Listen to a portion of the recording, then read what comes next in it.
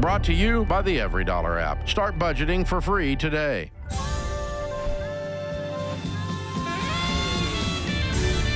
Normal is broke and common sense is weird, so we're here to help you transform your life.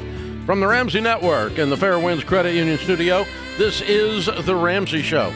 Merry Christmas to you. We're so glad you're here. Open phones at 888-825-5225.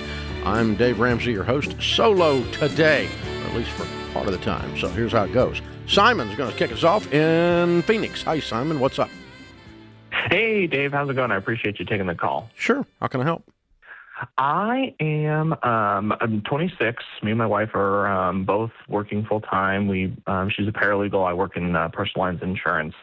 But on the side, we run a small that's turned into a little bit bigger than small Turo fleet of about 6 cheaper vehicles. They range from 2017 to 2019. And we've kind of, used some of your methods over the years. It's been about 3 years since we've done it. We've, paid for them, gotten them paid off very quickly, and we're debt-free on all those. And it's pretty much just straight cash, taking in cash at this point. But I want to expand it more quickly so that it maybe can turn into a full-time thing for either her or for me.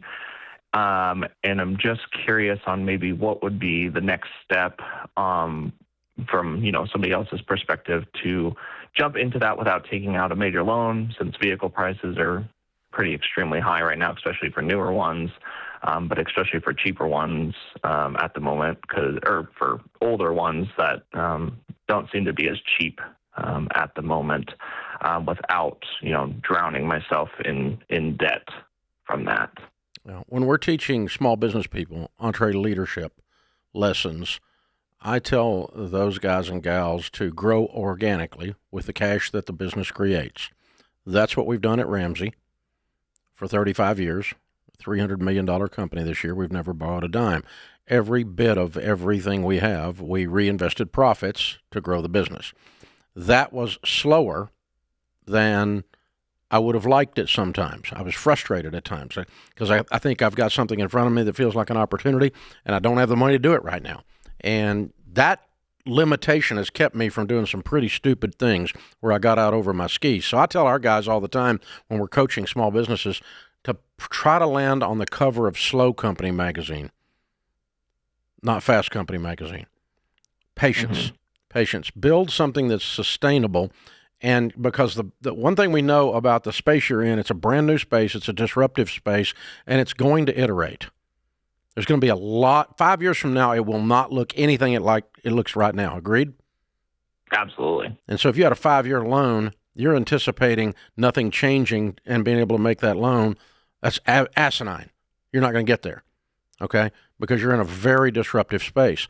So how much? So your only cost, once you pay cash for the car, the capital asset, then you're taking, obviously the customer is providing their own gasoline, correct?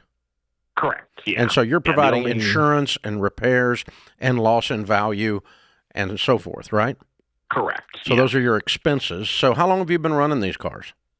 About 3.5 years. And what are you netting? What's your net profit after your expenses?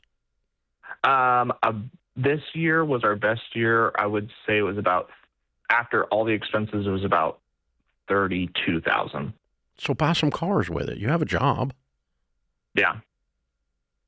Yeah. And it was, and I guess actually net would be a little bit lower this year. That's what I asked was net.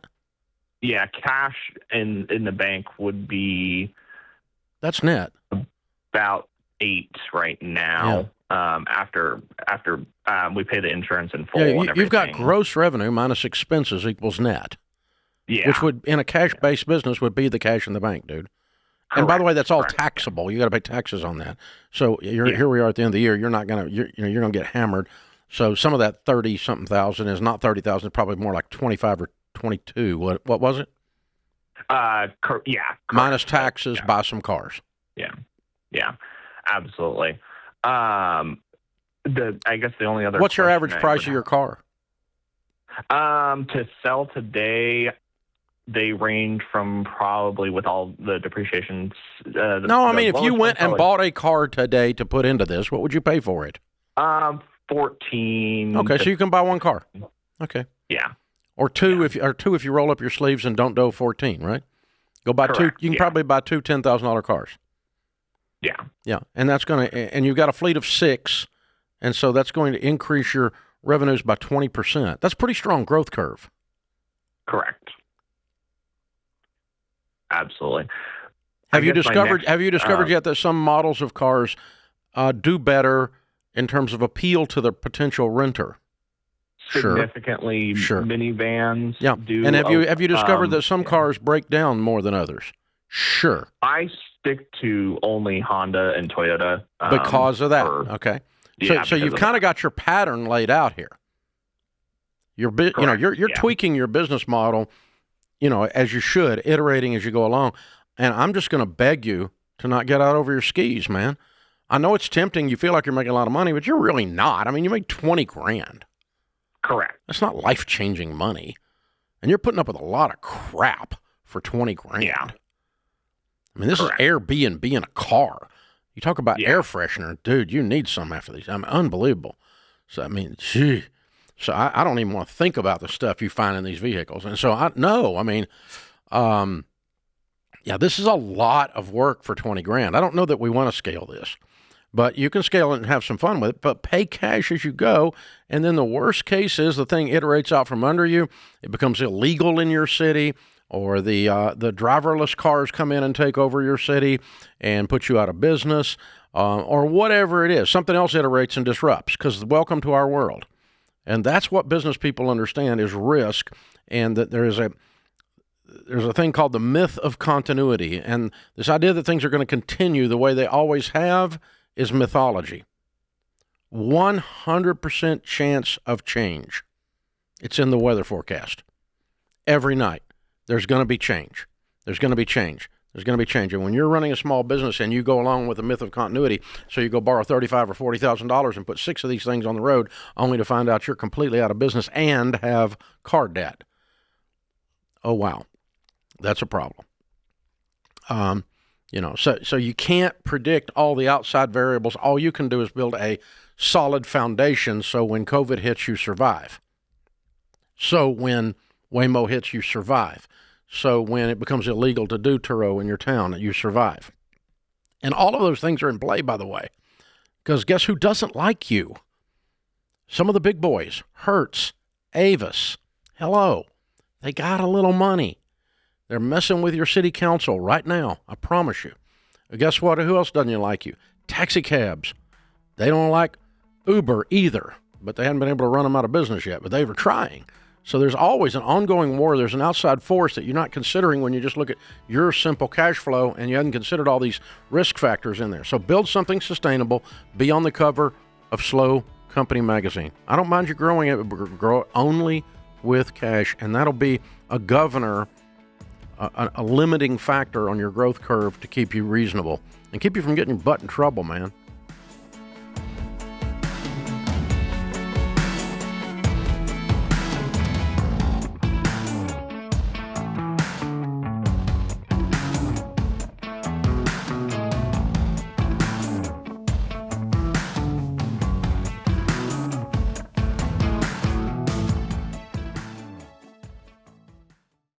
Hey, it's Dave Ramsey. You've heard me talk about the importance of giving, and I love that Zander Insurance lives that out. This month, Zander is donating 25% of all ID theft protection sales to Team Rubicon, a veteran-led disaster response organization that deploys wherever disaster strikes, boots on the ground, helping families rebuild and offering real hope for communities in crisis.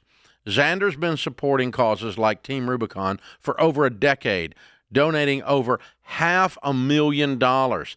That kind of track record shows I can trust them, not just with my money, but helping protect my identity too.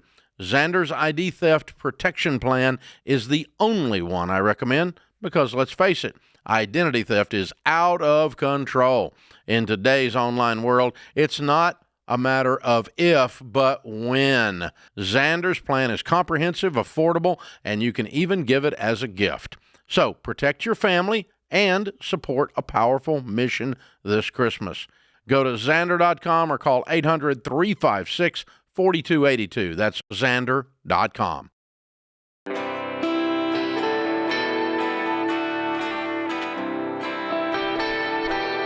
If you feel like you're always starting from scratch with your money, trust me, you're not alone.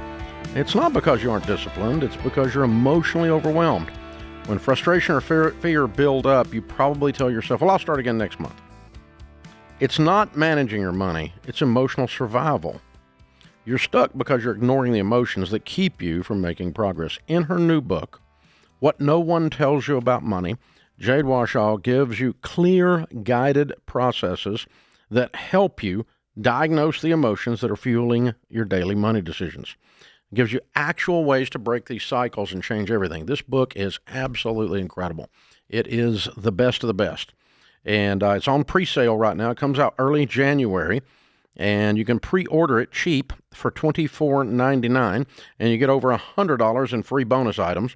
We're going to basically bribe you to pre-sell it and buy it early. It helps us with the marketing the more we can pre-sale. So it's the enhanced audiobook comes with it if you buy it early. Early access to the ebook, instant access to an exclusive video, your financial checkup with Jade, exclusive 3-week online book club, and live Q&A with Jade. Pre-order right now at RamseySolutions.com/store. Click the link in the show notes. Ricky's in Sacramento. Hi, Ricky. Welcome to the Ramsey Show. Please have me on. Thank you so much. Sure. What's up? I have a question about me and my boyfriend. We've been together for about 2 years. Our financial system has been completely fine. We have all of our bills, but we've never had a true conversation about money and our future. And I want to know how I can bring this up to him without starting into argument or having him shut down on me about finances. Because it seems like every time I do bring it up and I do want to start talking about finances, I want to do this by myself. Please let me do it by myself. I want to work with him on this, but I don't know how to bring that into a conversation. Are y'all talking about marriage? Yeah. So in about, he said when our relationship got to the 5th year that he would propose to me. But with how our financial situation is going, I'm not sure if that's actually going to happen. Mm-hmm. Okay.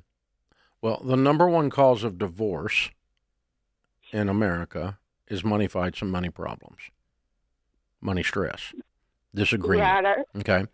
And so if you're going to get married, you have to solve for that not being there to increase the probability of your marriage being a success, right? Yes. Yeah. And so that's how I'm going to talk to him about it and say, listen, the number one thing that breaks people up is money issues. We need to get on the same page with money. And if we're on the same page, it doesn't matter what the page is, as long as we're on the same page. I mean, you can have debt, you can have an income issue. I can have debt, I can have an income issue. But we've got to be in agreement about how money's being handled and that we're working our way out of debt and into wealth to have a high probability, a high chance of our marriage being awesome. Yeah, I understand that completely. And that's how I would say it. Say that to him. Yeah, absolutely. I will definitely talk with him when I get home. And if he says, I just want to do my own thing, he's telling you he doesn't want to get married. And I should just accept that at that point and kind of go with my own financial situation? Well, or just decide whether you want to live with somebody the rest of your life and be, sharing the mustard or whatever it is you do. All right. Which, by the way, the probability of you building wealth is very low when you do that. Married people have 13 times the net worth of unmarried people shacking up. I gotcha. Well, I will have a conversation with him, and I'll try to bring this up and everything. Yeah, that's what you got to do, kid. I mean, you just got to talk it through and say, listen, if we're really gonna have a future, it's like 30 years from now, we're sitting on the front porch with the rocking chairs and so forth, right? 40 years from now, whatever it is. If we're really going to have a future, we got to start talking about what that looks like and what the best path is to get there and be in agreement on that. And money flows through every bit of that. And irresponsible spending does not flow through that. And big piles of debt does not flow through that. That doesn't, just buying whatever I want to buy, being immature and having a little fit. I work so hard. You don't deserve anything. Shut up. Whining. When you have the money to buy it, you deserve it. And that's because you worked for it. Until you do, don't talk to me about what you deserve. Crud. You deserve calluses on your hand and sweat on your brow until you get the money to buy something. That's how it works. And that's what all of us face. That's how we all live. And so, anyway. So, Ricky, you just got to talk that through, and you guys have to be in agreement about our goals and what our desired future is and where we're going from here. And, man, it makes a big difference when you do. It's very, very cool. Alex is with us in Salt Lake City. Hey, Alex, how are you? I'm doing well. Thanks for taking my call. Big fan. Thank you. How can I help? So in approximately 3 to 4 months from now, the two savings accounts that I have been saving will line up with what I owe on my mortgage. That will be paid off. My question is, with approximately $300 a week that I was paying towards my mortgage, what should I do with that? Your mortgage payment's only $1,200? No, it's $1,550, but of course that's that includes taxes and insurance. Okay, so you'll be rid of the $1,550, and your question is what? What should you do with that? What should I do with the $300 a week, which I'm estimating? Do I stack that on top of my 401k contributions? Do I put it into a Acorns account? No. You don't put it in that's Acorns where my money account. is. Really? Yeah, I have. Ugh. So I've been saving in Acorns, 2 accounts later, and the one that's now for many years. That Acorns account is worth, $62,000 of today, and I've made $19,800. The later account is worth $20,500. That's a Roth IRA account. This year is the first time I've maxed out $7,000 towards the Roth IRA. You're not talking about cashing out the Roth to pay off your mortgage. No, I'm talking about the first one where. So your mortgage is only $60,000. No. The other account is a savings account. My mortgage right now is I owe $97,000. Oh, I see. And what's the interest rate on your mortgage? 3.375. Yeah, you're not making any more than that on savings. No, I'm not. No, the savings is just a rainy day fund. Right now I have $10,000 in my savings account. So when you pay off account. the mortgage using the Acorns and the savings, do you have an emergency fund left? I have nothing left. We don't do that. Because I wouldn't do that. I would have an emergency fund, and above that I would pay off my mortgage. So the first thing is you need to grow an emergency fund or keep an emergency fund. So what would I do if I were in your shoes? I'd put $60,000 on the mortgage out of the Acorns and close the account today, and I would take the mortgage down, the other savings account down to 3 to 6 months of expenses and put it on the mortgage, and then I'd tear into that mortgage as hard as I could tear into it. Then to answer your question, what do you do with the $1,500? Are you single? I'm single. I have one kid who's 28. Do you have any other debt of any kind? No. What do you make? I make $106,000 a year, and then I rent out my basement as a mother-in-law, and I make $950 a month. Okay, good for you. Well done. Okay, so Alex, there's 3 things when you get all this done and the mortgage is gone and you have your emergency fund in place, and then we're putting 15% of our income into retirement, into good Roth IRAs and Roth 401ks with a match if you have one at work and that kind of thing. Once you're doing all of those things, then there's 3 things you can do with money, and you ought to always do all 3 things. We've already covered the first one, which is investing it. The second thing is generosity, giving it.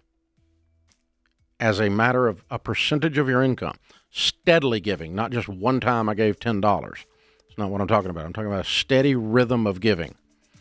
Third thing is a steady rhythm of enjoyment of your money.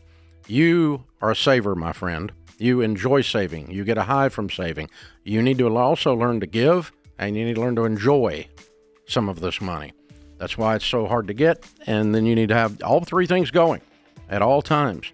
And that's what I would tell you to do once you have the house paid off and have a fully funded emergency fund of 3 to 6 months of expenses in your savings account.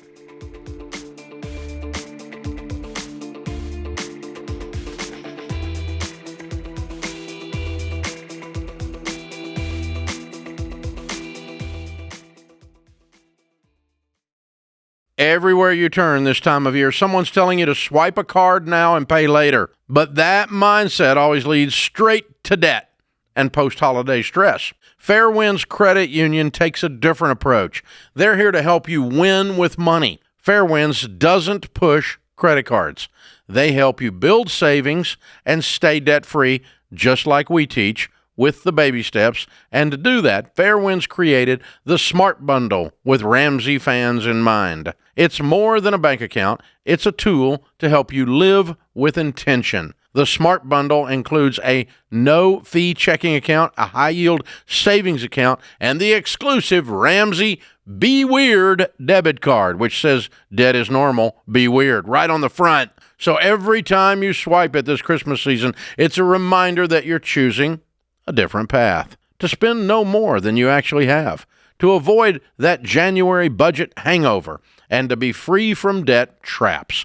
Go to fairwinds.org/Ramsey to open your Smart Bundle and get your Ramsey Be Weird debit card today. That's fairwinds.org/Ramsey, insured by the NCUA.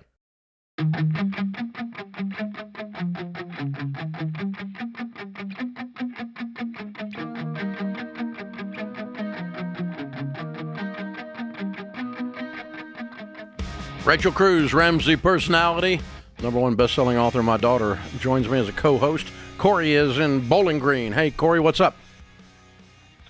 Hey, Dave. It's such an honor to talk to you. 2 very quick questions for you.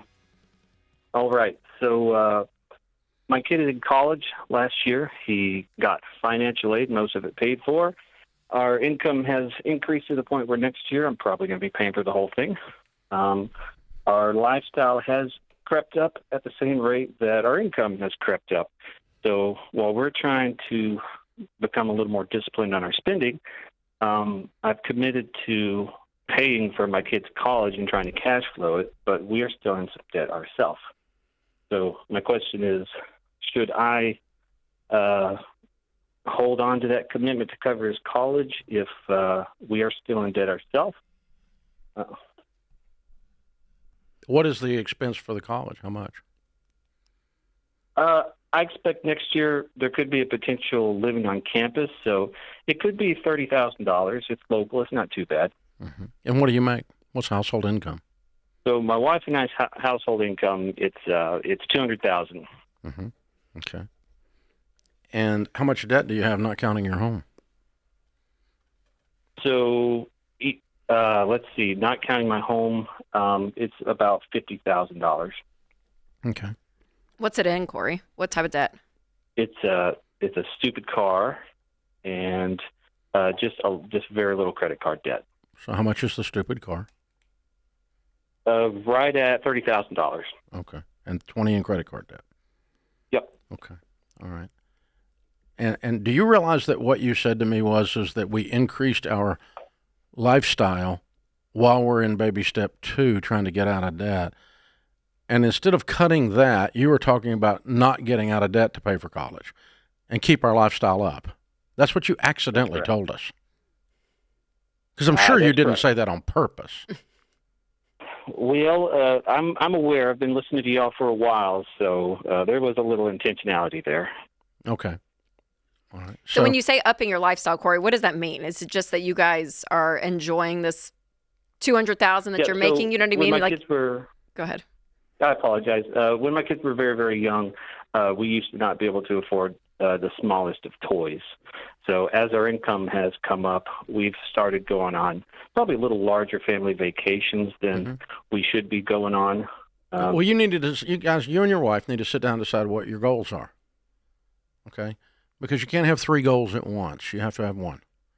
So what is our goal? Is our goal to build wealth and some sustainability for our family? If it is, we're going to live like no one else, which means we're going to temporarily go no lifestyle. No vacations, no restaurants, no anything until we get this stupid debt cleaned up. And when the debt is cleaned up, then we're going to build an emergency fund. Then we're going to start building some wealth with baby step 3, putting 15% aside for retirement, which I have a feeling your 401k is still running too, isn't it? Oh, yeah. So you're not on baby step 2. You're just kind of making up your own plan. Okay? That's correct. Baby step 2 is you stop all lifestyle, scorched earth. You temporarily stop the 401k. The kid lives at home, not on campus, and you pay for his tuition, and that's it. And you knock this debt out. And if you want to do it even faster, sell the car. But otherwise, keep the car and pay it off. The car's not hugely impossible, but you can't go out to eat every night, go on a lavish vacation, put the kid on campus, have all this debt, and hope the debt just magically goes away. Mathematically, it's not going to happen. That's what you've discovered. Yes, sir. So something's got to give. And you ought to decide what's going to give on purpose, not be making $200,000 and end up broke someday. That'd be a dadgum shame. Agreed. Yeah, and Corey, and honestly, your income's great. Yes. And so you look at it, and it's not going to take you guys too long. I mean, if you think about after taxes and everything, what you're bringing home, I mean, if you guys just lived on 70 for a year, that's it. You could you could pay off debt, pay for the college. I mean, all of it. You know what I mean? It's just like 1 year, the year of 2026. This is our year of just getting everything cleaned up. Because making this kind of money and having $20,000 in credit card debt does speak pretty loudly to and where I you did guys promise are. Junior to pay for college, but I didn't promise to pay for beer pong so you can live at home.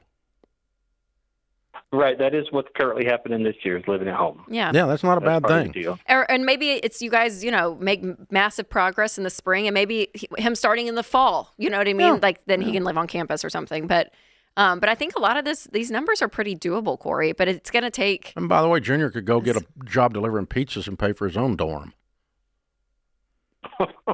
Yes, yeah. I worked when I was in college. That. Did you go to college, Corey? Yes. Did you work when you were in college? I was full-time father, full-time worker through college. Yeah, me too.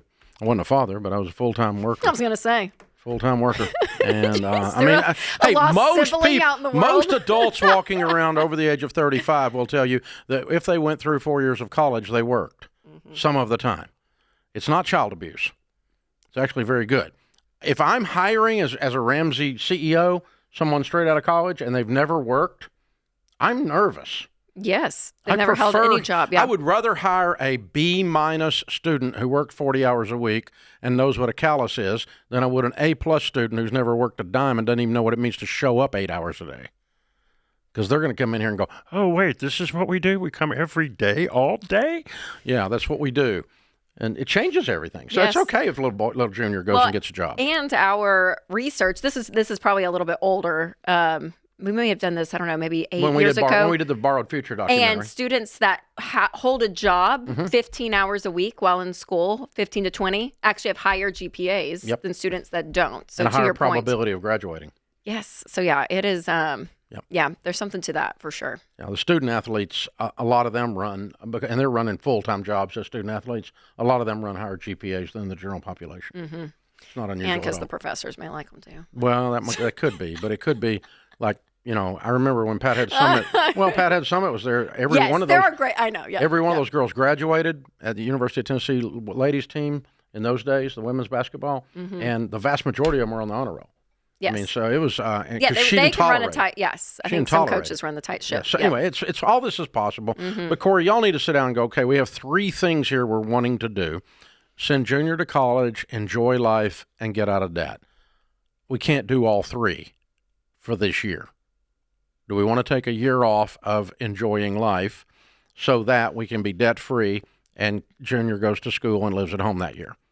And that's all very, very doable. You'd be debt free in a year without even selling the car. Oh, and temporarily stop the 401k for a year. Yeah, and this is a great example of kind of like the ish mentality when it comes to this. Because it's like, he's funding retire. I mean, he's doing some things that are, fine, but it's like, we'll have a credit card, we'll get that one car loan. The other car's paid for, but this one. It's just this like back and forth. And you end up just so mediocre in all of it. Yep. You know what I mean? Nothing goes well. So there is this like extreme mentality to take, but then you get the result out of it, which is fantastic. Live like no one else so that later you live and give like no one else. No discipline seems pleasant at the time, but it yields a harvest of righteousness. There's a price to be paid to win, at these things, and it's focused intensity. And when you're intentional with it, it changes everything. The problem is, in America, we make so stinking much money that it feels like we can have it all. And the old saying, you have your cake and eat it too, right? Mm-hmm. You really can't. And so for years, I was really good at making money, and I worked really, really hard to try to out-earn my stupidity, out-earn my mediocre, undisciplined habits. And it doesn't work. You can't make enough to do that. Because your mediocre, undisciplined habits will go up every time your income goes up. And so you can't get away from this until you deal with the person in your mirror. All of us. Corey, I'm not fussing at you exclusively. I mean, it's all of us. All of us deal with that same thing. But I think you and I have a sense that you've kind of realized this, but you're afraid to break it to the rest of the family. And so you and your wife tonight get to have a come to Jesus meeting, and we're going to decide what we're going to be when we grow up. Grown-ups or children's? Adults devise a plan and follow it. Children do what feels good.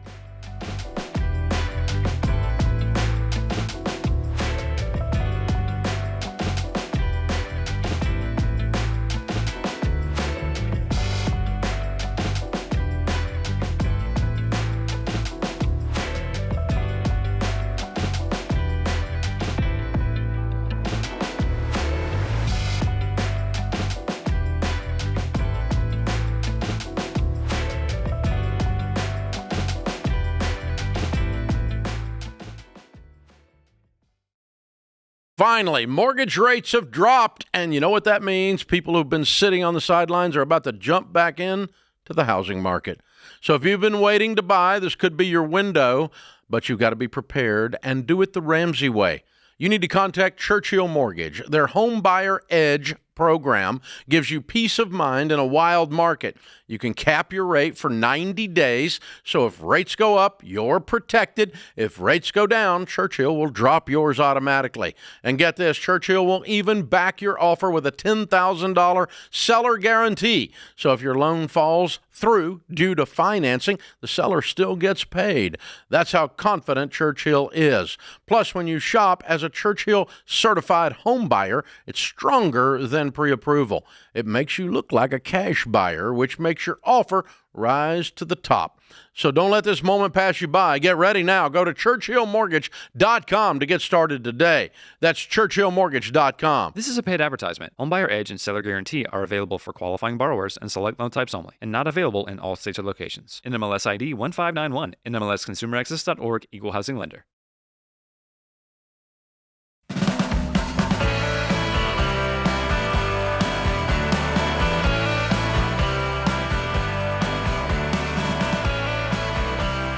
JC is in Boise, Idaho. Hi, JC. How are you? Hi, JC. How are you? JC? Hi, can you hear me? I can. How are you? I'm great. How are you? Better than I deserve. How can we help?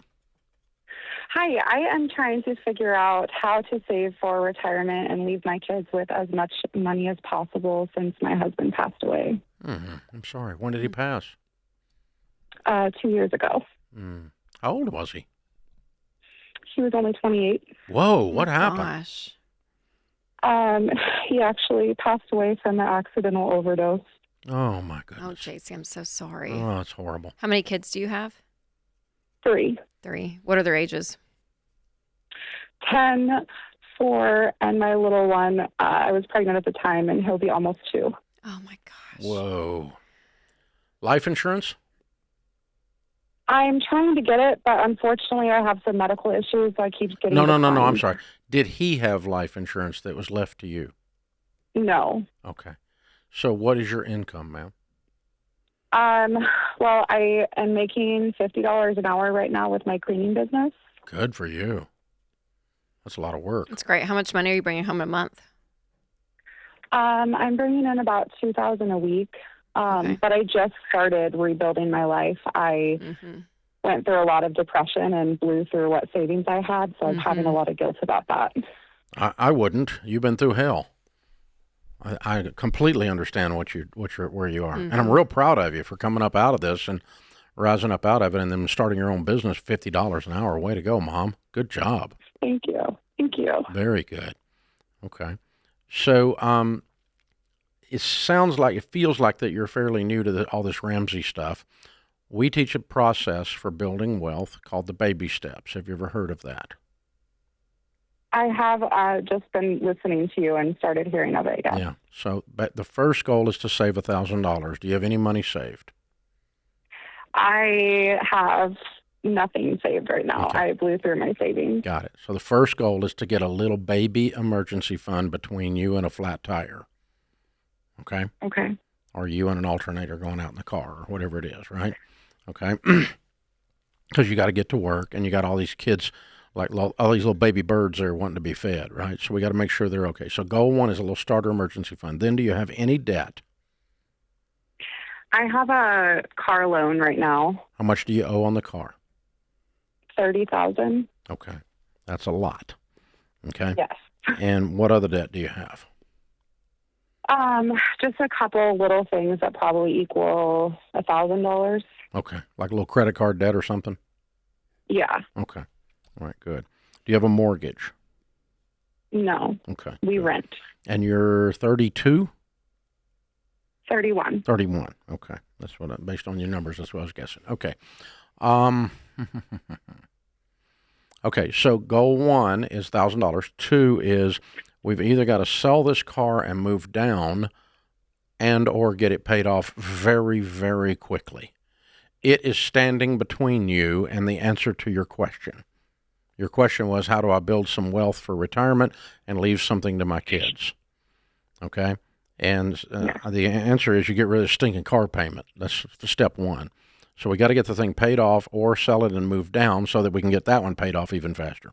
When you are 100% debt-free, then we're going to go back to the $1,000 account, and baby step 3 is 3 to 6 months of expenses. Let's call that $10,000 or $15,000 for you.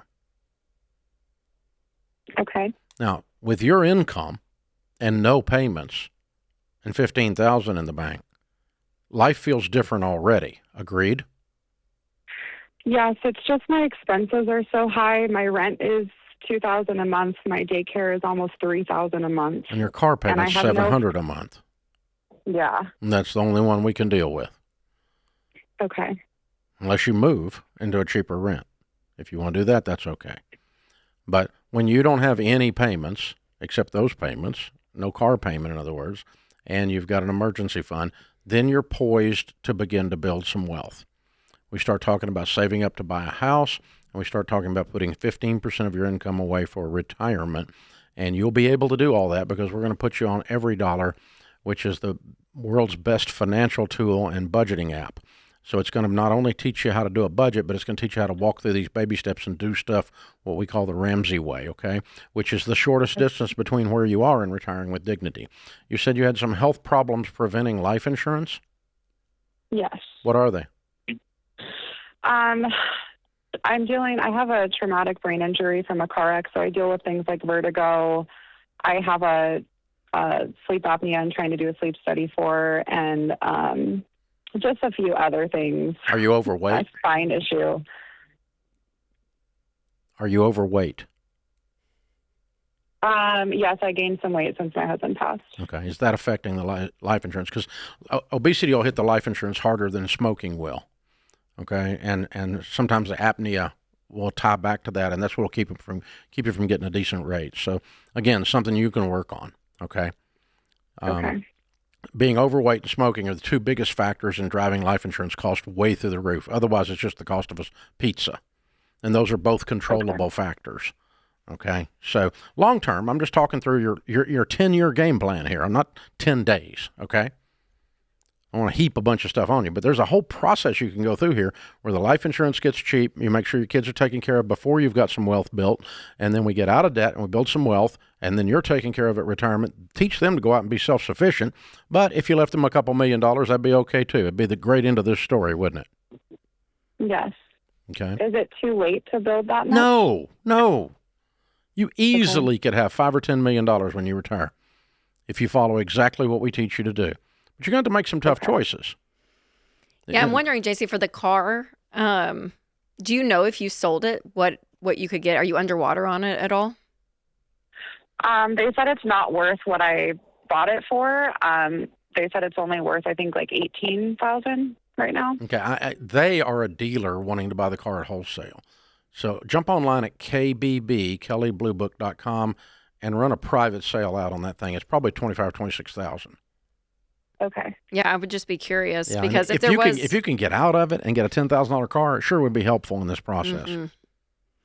Okay. And there's some reliable cars at that price point. Not I know, forever, but just to get your life back. but I'm just thinking if she's a mom with the 3 little kids, I'm just saying, that is going to be a concern. I'm not saying drive a $10,000 car for the rest of your life. No. I want you to be a multimillionaire and drive a nice car, okay?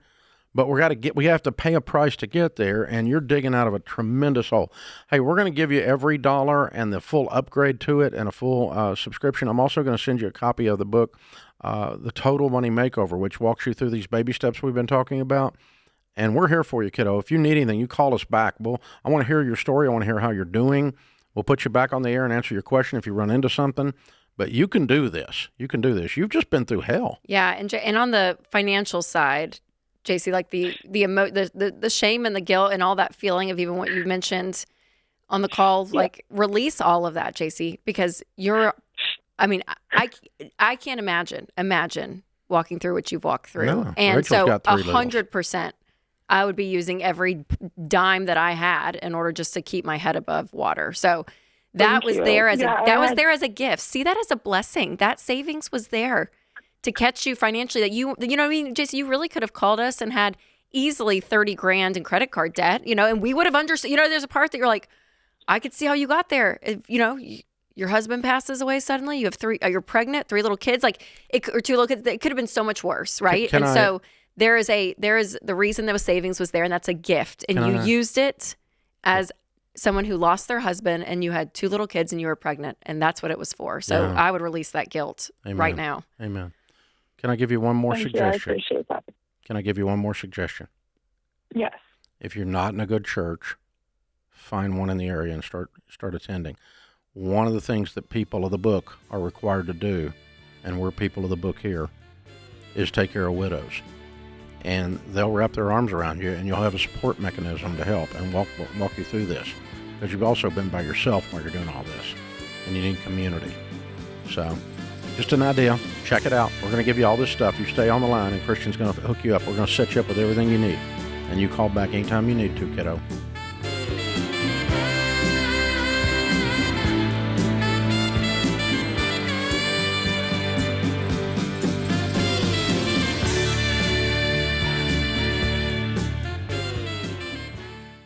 Hey guys, you know those too good to pass up holiday promos? Well, they can be great, but with every spin of the digital wheel, the newsletter sign up, the coupon code, you're giving away your data. You think that info just stays with the store?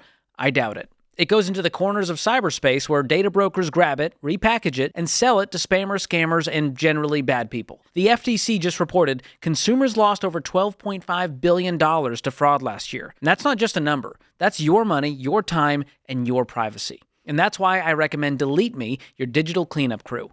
The Delete Me privacy pros dig through hundreds of these data broker sites, they scrub your info, and they keep it gone, which means fewer weird robocalls, fewer spam texts, and it's the gift that keeps on giving because it's an annual subscription. And Ramsey listeners can get 20% off those annual plans at joindeleteme.com/Ramsey with code Ramsey at checkout. Do it today. That's joindeleteme.com/Ramsey, code Ramsey.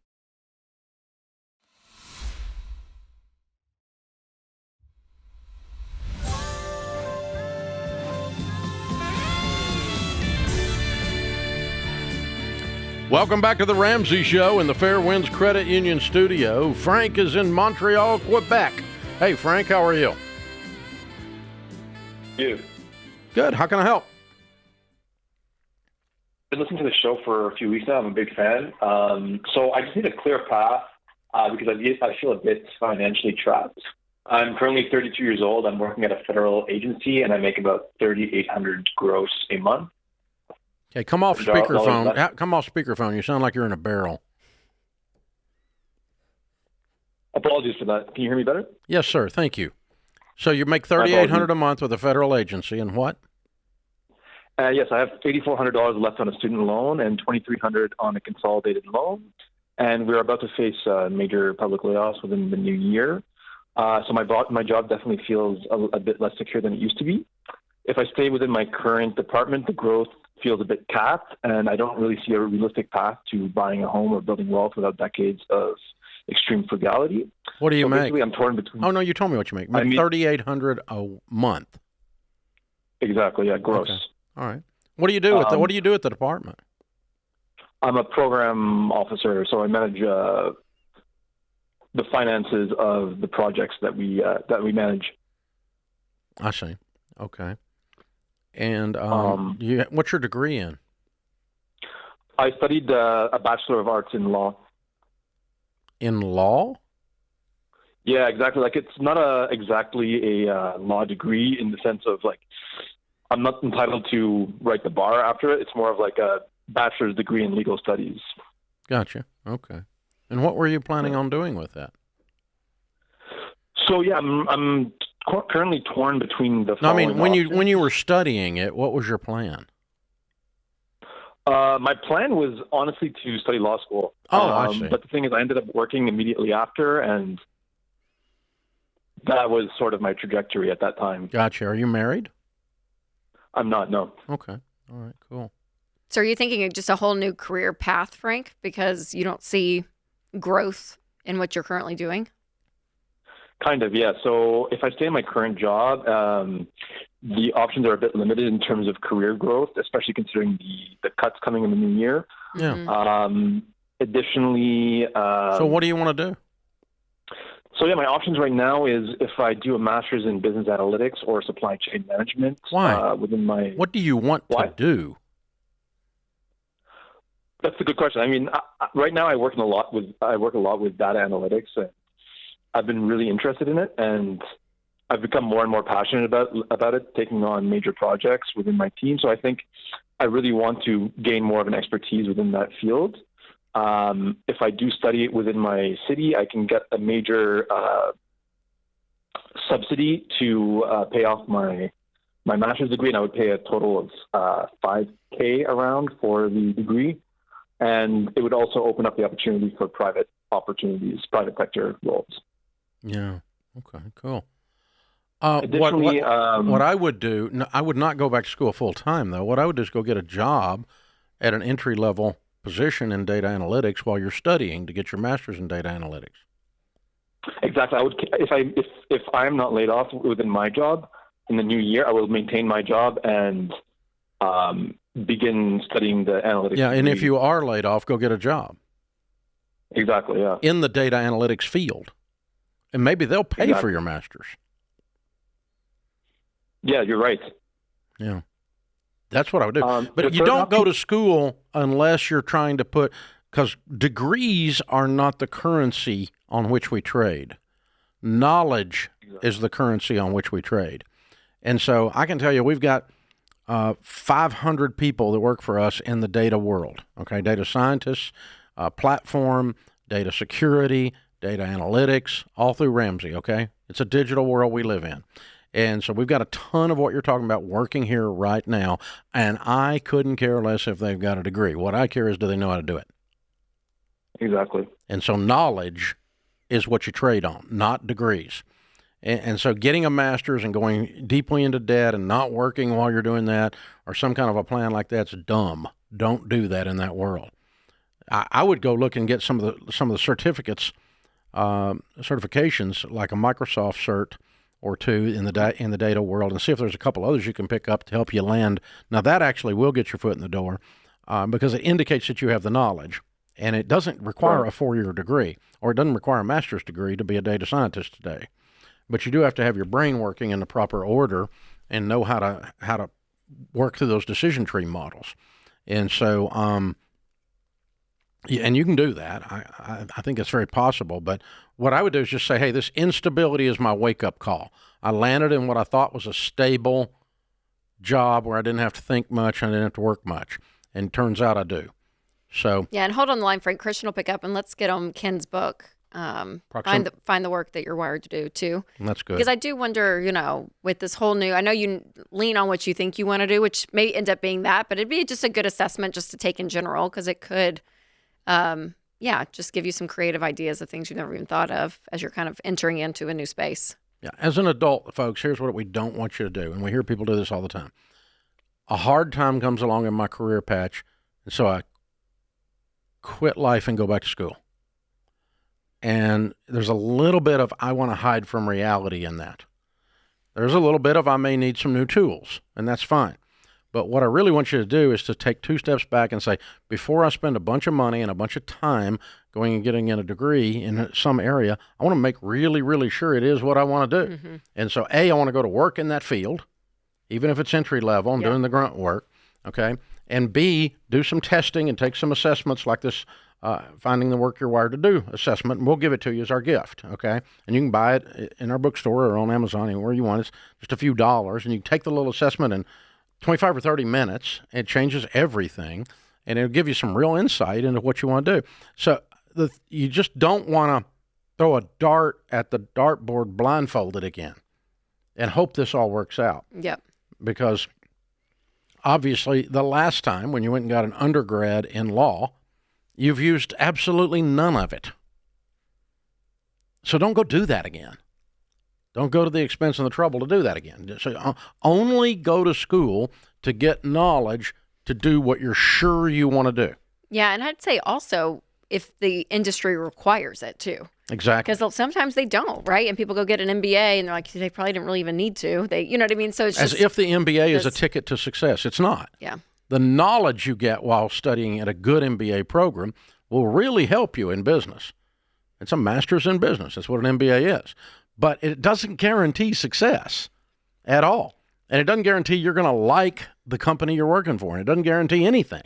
So, just use education to get knowledge, not to get a guaranteed path of success and happiness, because it's not going to provide that. Degrees do not make people successful. Knowledge, on the other hand, helps make people successful. It's a lot easier to be successful when you're not dumb. A lot easier. So knowledge is a good thing.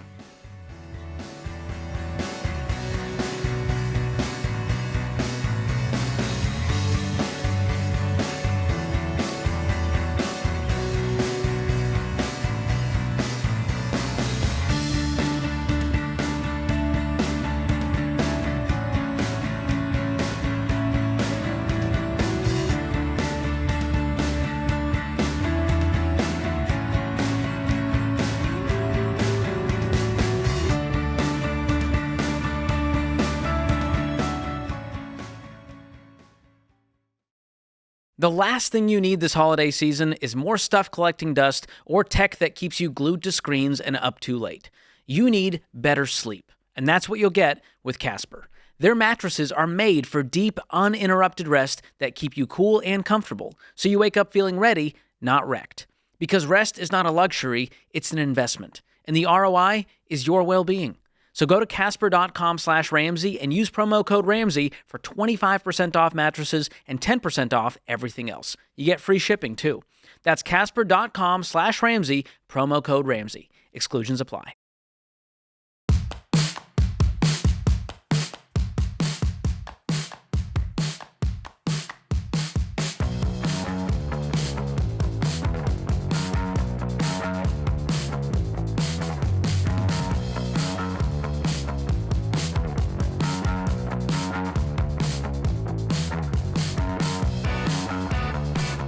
Brandon is in Atlanta. Hi, Brandon. How are you? Good. How are you doing? Better than I deserve. What's up? Awesome. Yeah. So quick question. My fiance and I just got engaged and we're looking to buy our first home. And I was trying to understand so basically we have the ability to put 20% down on the home, but based off of, all the math behind the numbers I've seen, it seems more optimal to possibly put down less and have more liquid cash available to invest, call it maybe 10% down, with having the extra cash available to invest long term in, say, VU or QQQ or like a large cap ETF or index fund. Yeah. But wanted to get your thoughts on it. It's not optimal. Your formula left out something called risk, and it left out something towards good night's sleep when your home is steady. We studied 10,167 millionaires. 89% of them were first-generation rich, meaning they started where you are, and became wealthy. The number of them that said we optimized our home mortgage by putting as little down as possible to invest and became a millionaire that way, the number of them out of 10,000 that said that was precisely zero. No one does that in the real world. That's a mathematical theory that doesn't hold water, and the reason it doesn't hold water is you have not risk-adjusted mathematically because you're adding risk to your life.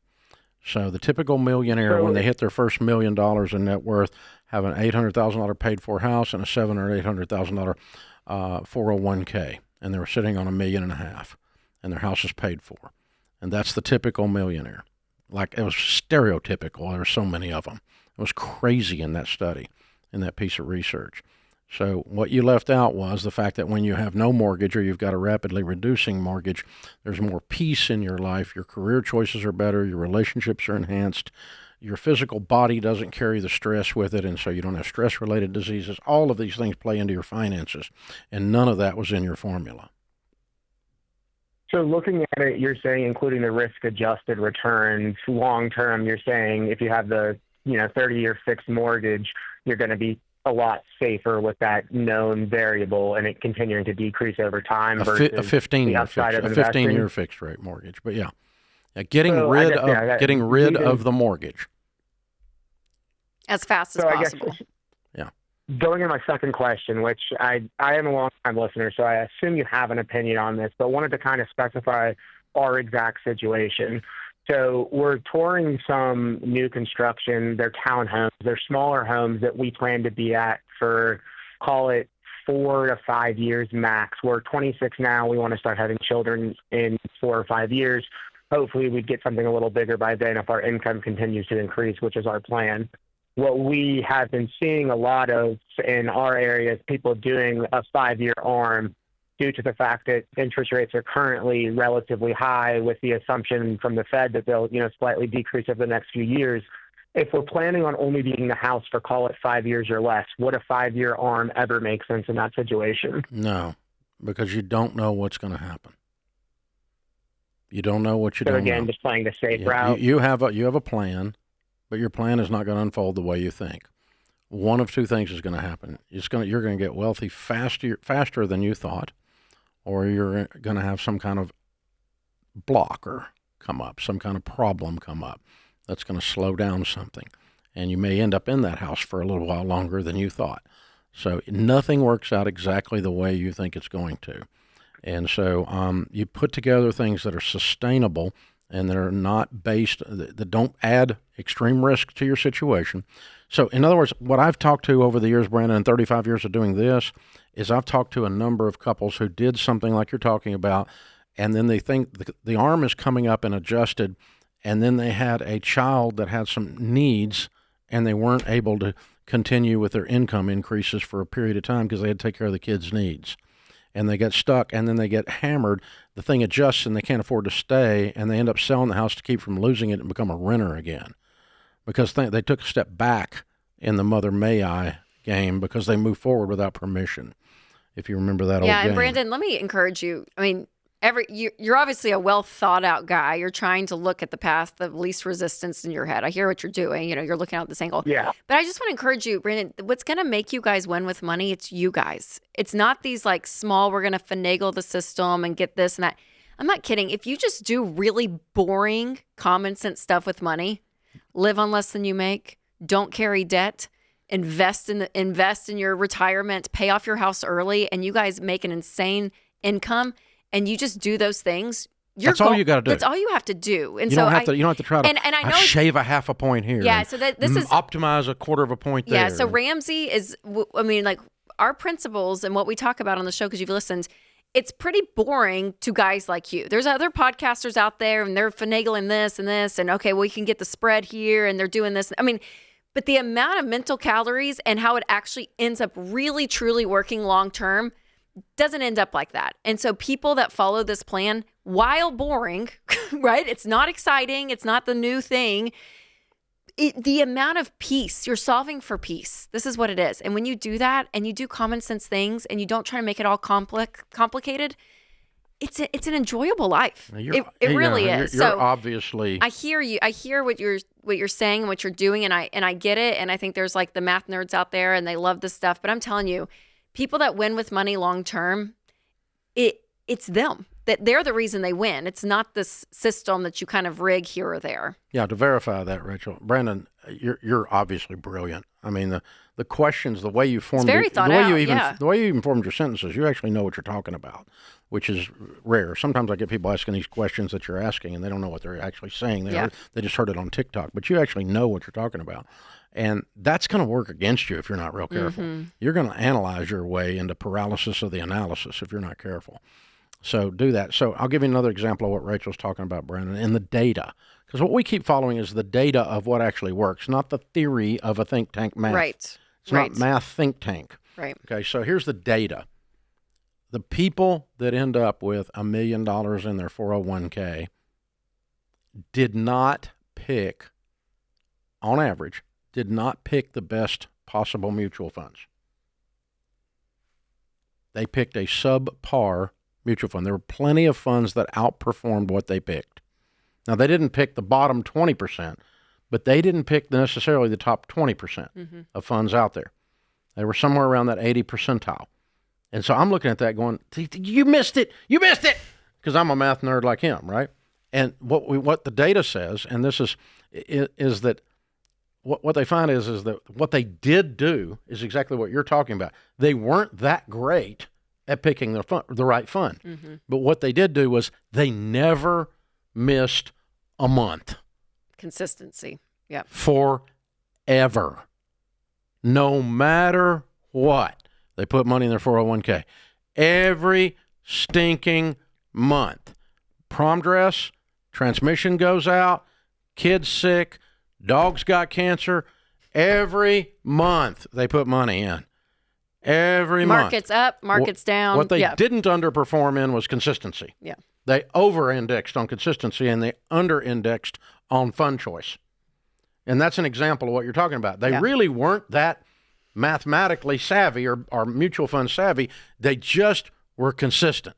Versus the amount of people that don't do anything, Exactly. and they have theories of what they may want to do, but they know. Or they try this little thing, and then they try this other little thing, and then they try this, and they're always scheming and scamming, trying to cut a half point off. And it's the same thing about paying off the house. We get that call all the time of people have $80,000 left on their mortgage, and they got $90,000 sitting in some fund over here, and they're like, yeah, but I could be making X amount.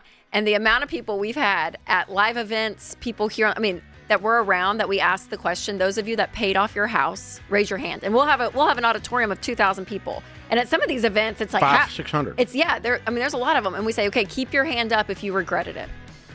Who regretted paying off their house? None. Never. Zero. Never. So again, that's not in a formula.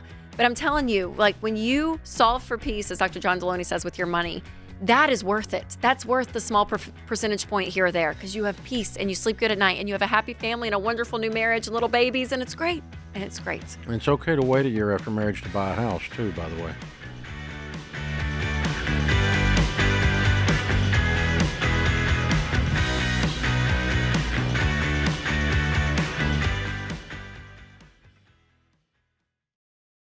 Owning a business can be a heavy load. You want to serve your customers well, make a healthy profit, and grow. And your team, family, and customers are all counting on you. And now everybody's talking about AI like it's magic. And you're wondering how to keep up. You're carrying a lot, but you don't have to do it all alone.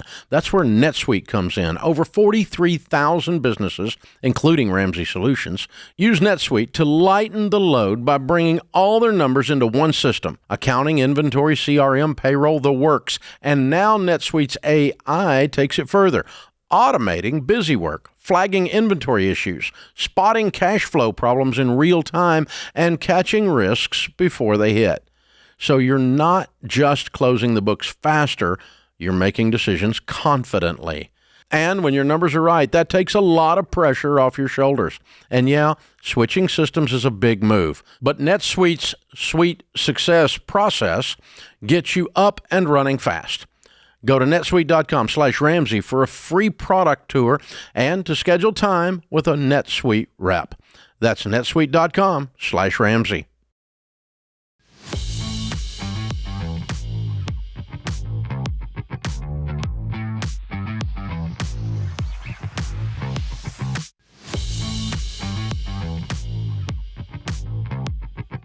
Christmas deals are here. Prices won't last long. If you want to get the stuff by Christmas, you better jump in. $13 for best-selling hardcovers, $13 for career assessments, $12 for questions for humans decks, $7.99 for audiobooks and ebooks. Go to RamseySolutions.com/store, or if you're watching on YouTube or podcast, click the link in the description.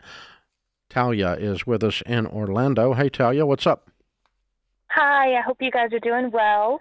Better than we deserve. Merry Christmas to you. Likewise. I'm calling because me and my fiancé are in a very big transitional period in our lives right now, where our gift of having no rent, living with family, is coming to a close very soon. He just got another job that'll have an increase in pay, but we also are still working on baby step 2, which also just got a little knock up because of the good old IRS. So I'm just curious on how we should plan to move forward with gazelle intensity, because now we're on the same page, and I'm just not quite sure how to navigate this tricky in-between stage. When's the wedding? To be determined. We haven't set a date yet, actually. Yeah, there's not a we until we're married. Okay, fair enough, for sure. You don't pay his debt, he doesn't pay yours. Yes, sir. I agree. You can get in all kinds of trouble with that, and you don't want to get there. It'll be a relational nightmare, too. How much debt do you guys have, each of you? What's the point in delaying if you're living together anyway? Why don't you just get married? I'd like to. I guess it's just I don't feel we have the money for it right now. Yeah, it doesn't cost $50.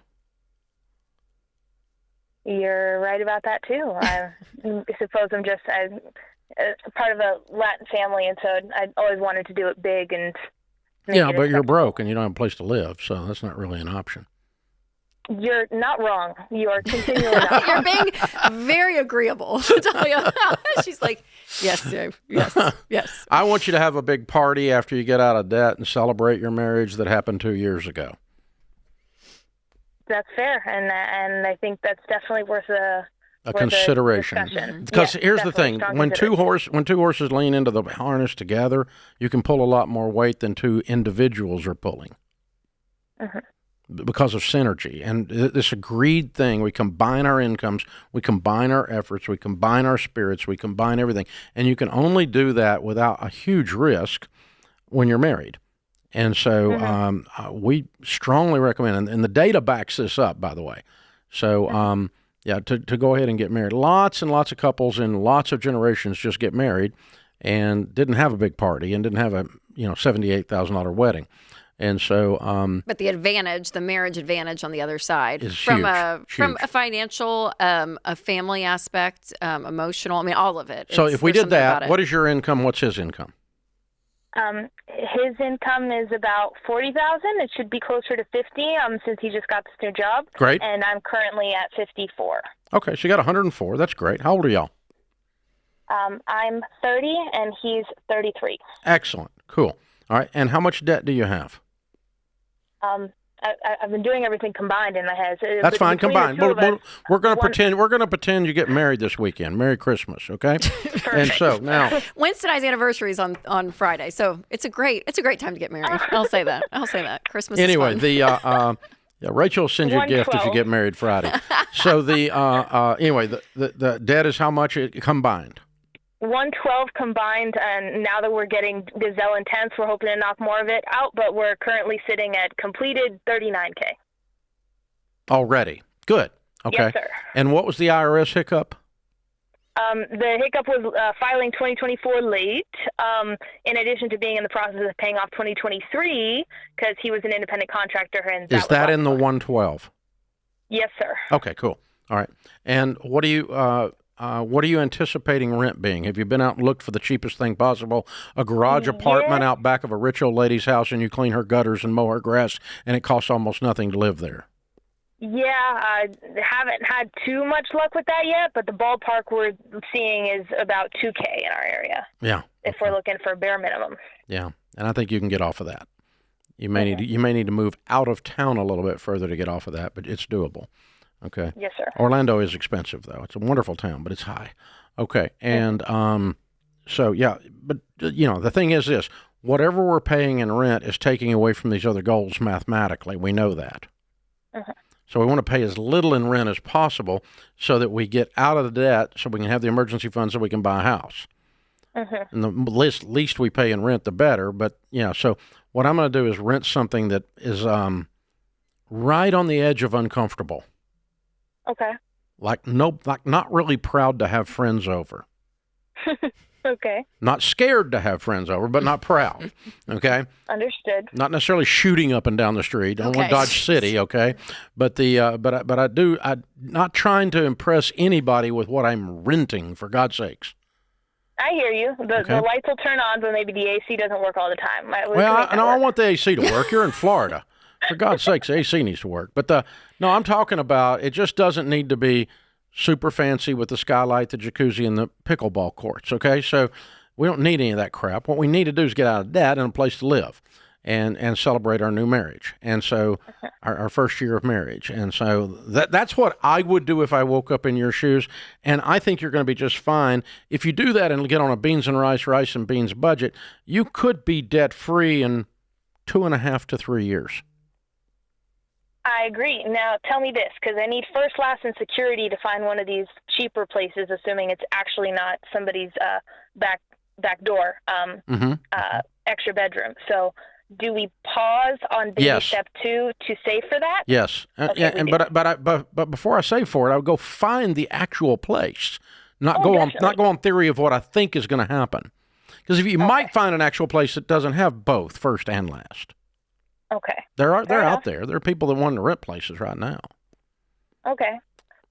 And there's a saying in the real estate business: if someone comes to look at your piece of real estate in December, they're a serious candidate.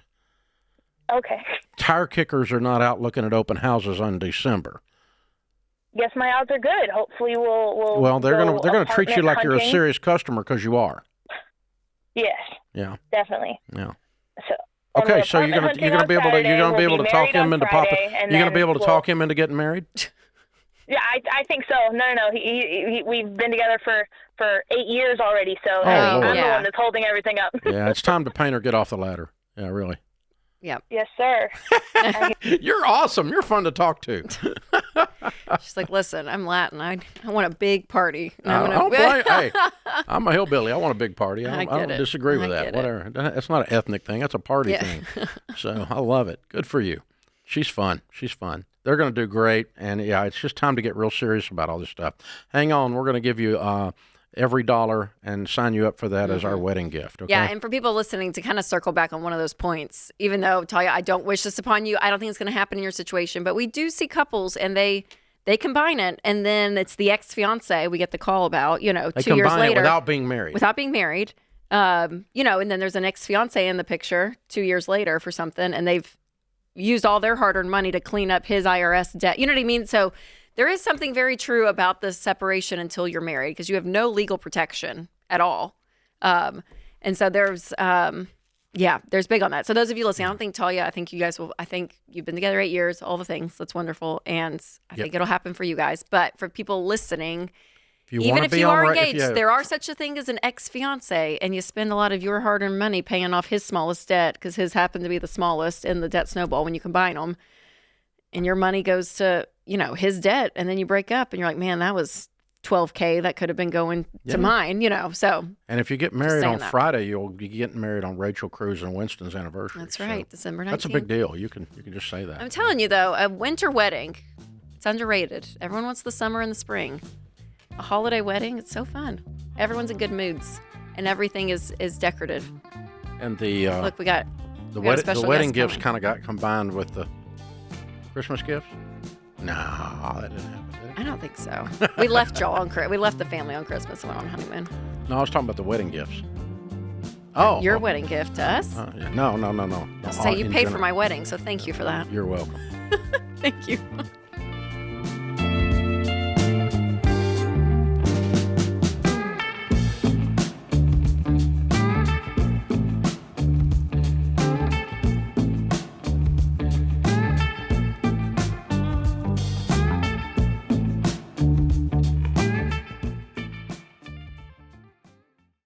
If you've got collectors breathing down your neck and you're drowning in credit card debt, you don't need another debt relief company trying to sell you sunshine and unicorns. You need real help. And Guardian Litigation Group is the real deal. They're not a call center. They're actual attorneys. That means when a creditor tries to sue you, they can step into the courtroom and fight back. Now listen, debt settlement isn't pretty. It's not a magic wand, and I'd prefer you get out of debt the old-fashioned way. But if you're staring down bankruptcy and you've got no other way out, Guardian gives you a path to clean up the mess without paying a dime up front. Guardian's attorneys have helped over 55,000 people across the nation settle over $600 million of debt. So if you're ready to take back control of your life and stop cringing every time the phone rings, go to guardianlit.com/Ramsey. That's guardianlit.com/Ramsey. Paid endorsement, attorney advertising, Guardian Litigation Group, LLP. Not available in Minnesota and Oregon. Results vary and no specific outcome is guaranteed. Debt settlement may negatively affect credit and not all creditors will negotiate or settle. Savings vary and may be taxable. Please review our website terms for more information.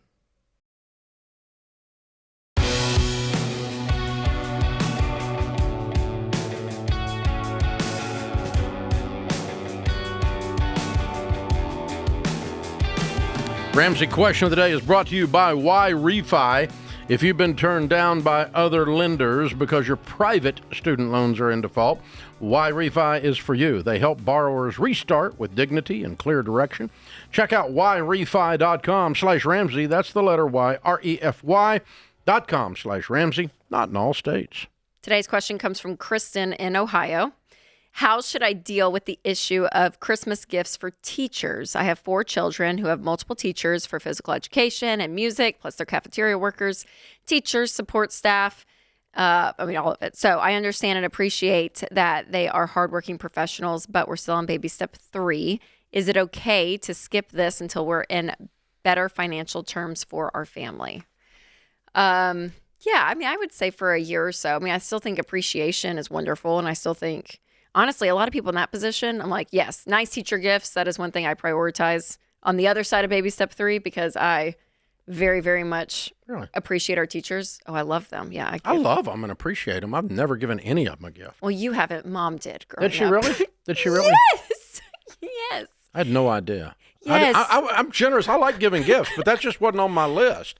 I like giving the garbage man a bunch of money. I like doing that.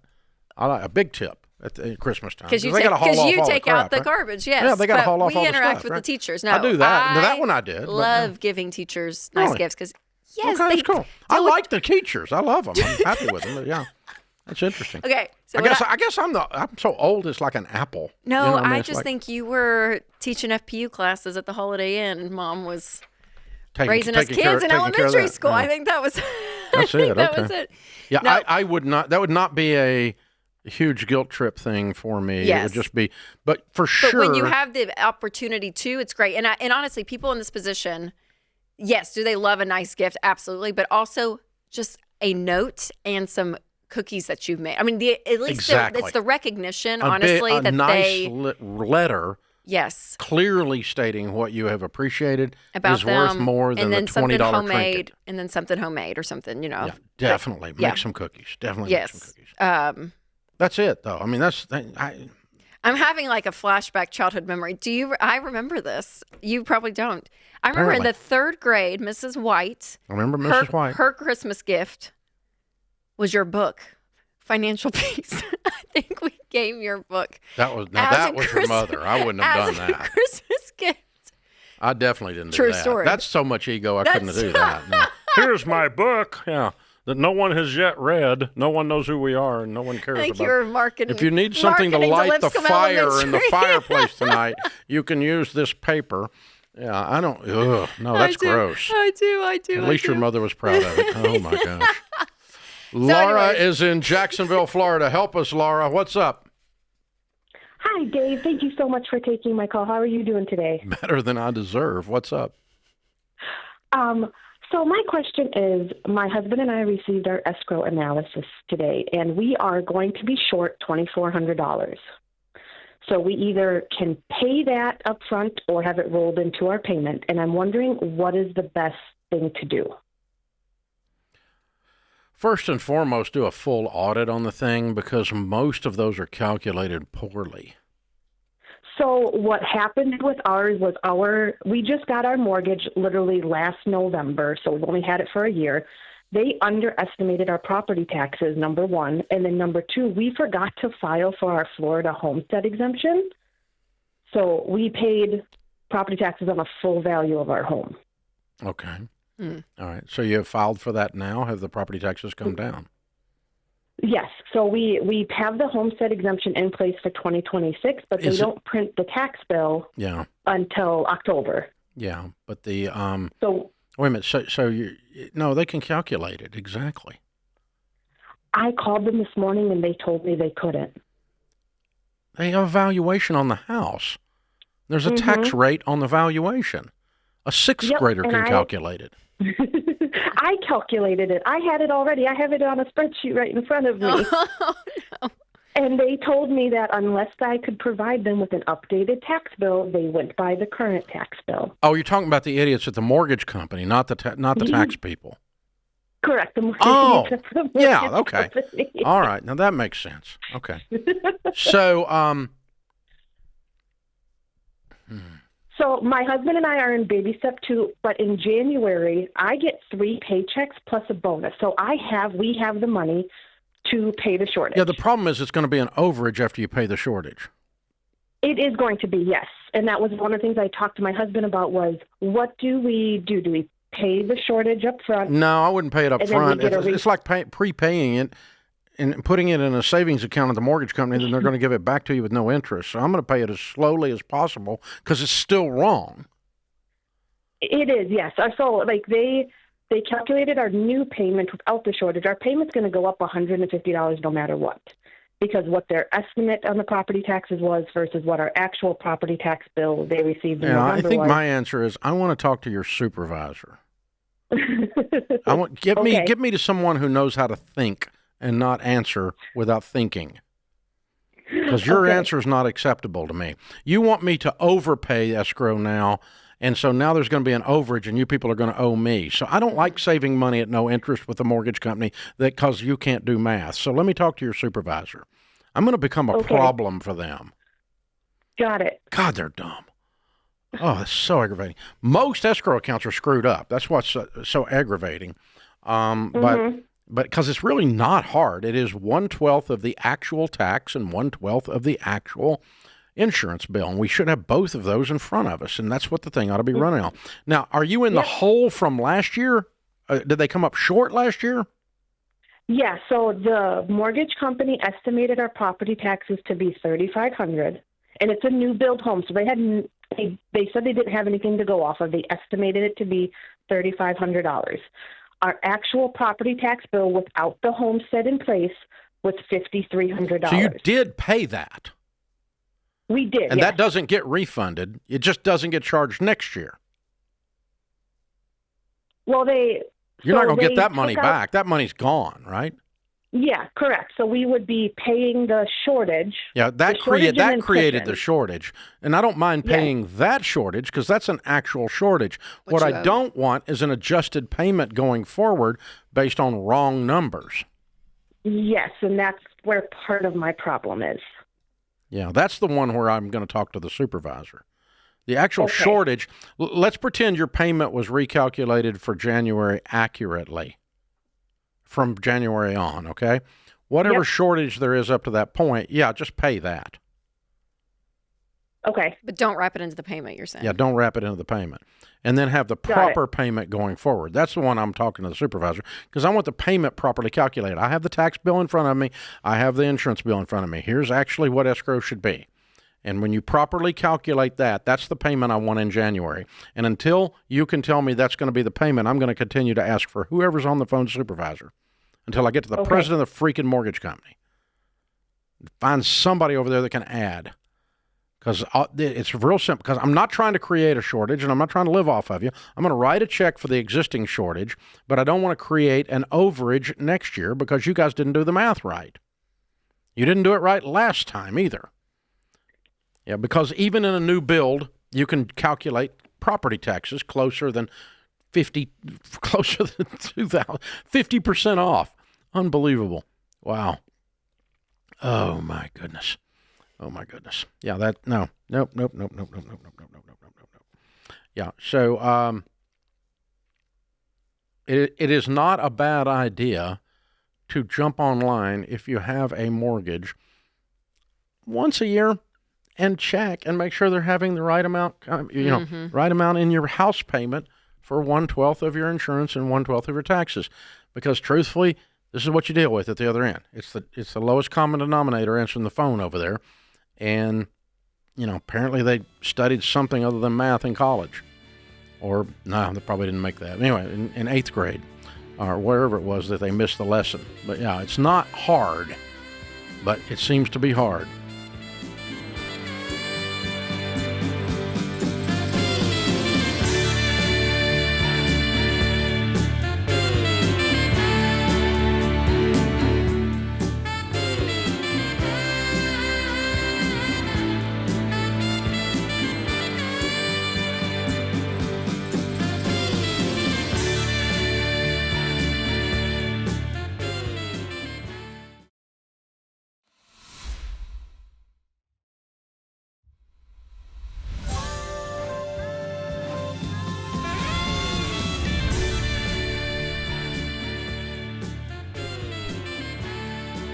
Welcome back to the Ramsey Show in the Fair Winds Credit Union studio. Rachel Cruz, Ramsey personality, #1 best-selling author, and my daughter is my co-host today.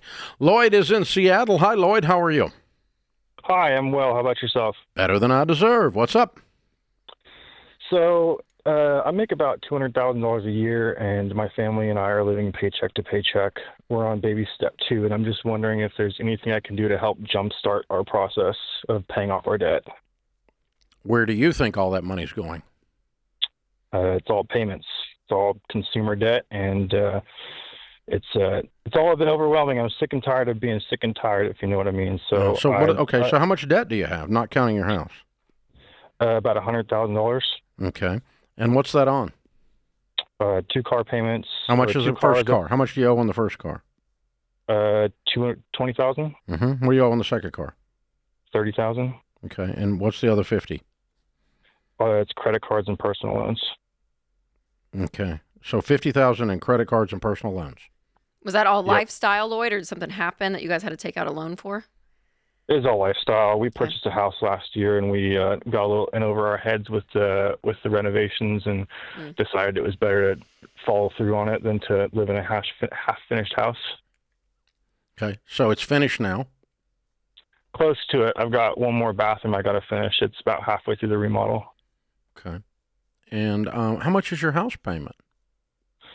$4,500 a month.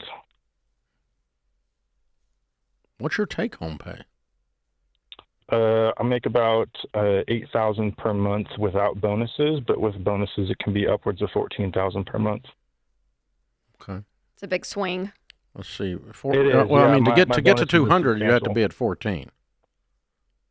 Yeah, well, I'm on track to make 200 this year before taxes, and that's with the bonuses. My bonuses are quarterly, and they're based on how I do at work, obviously. Yeah, because if it's a month, you got a large chunk of your income that comes quarterly. Wow. Yes. That makes the cash flow management tough. It does. Yeah. That's why it feels like it's paycheck to paycheck. You're trying to live more like on 130, and then 70's bonused. Yeah, I mean, if I make my bonus, we feel more than comfortable making all of our payments. But if I don't make bonus, then we're in the red. Yeah. If you could get down to living and making your payments on your base, and then when bonus comes in, it clears debt, that would work.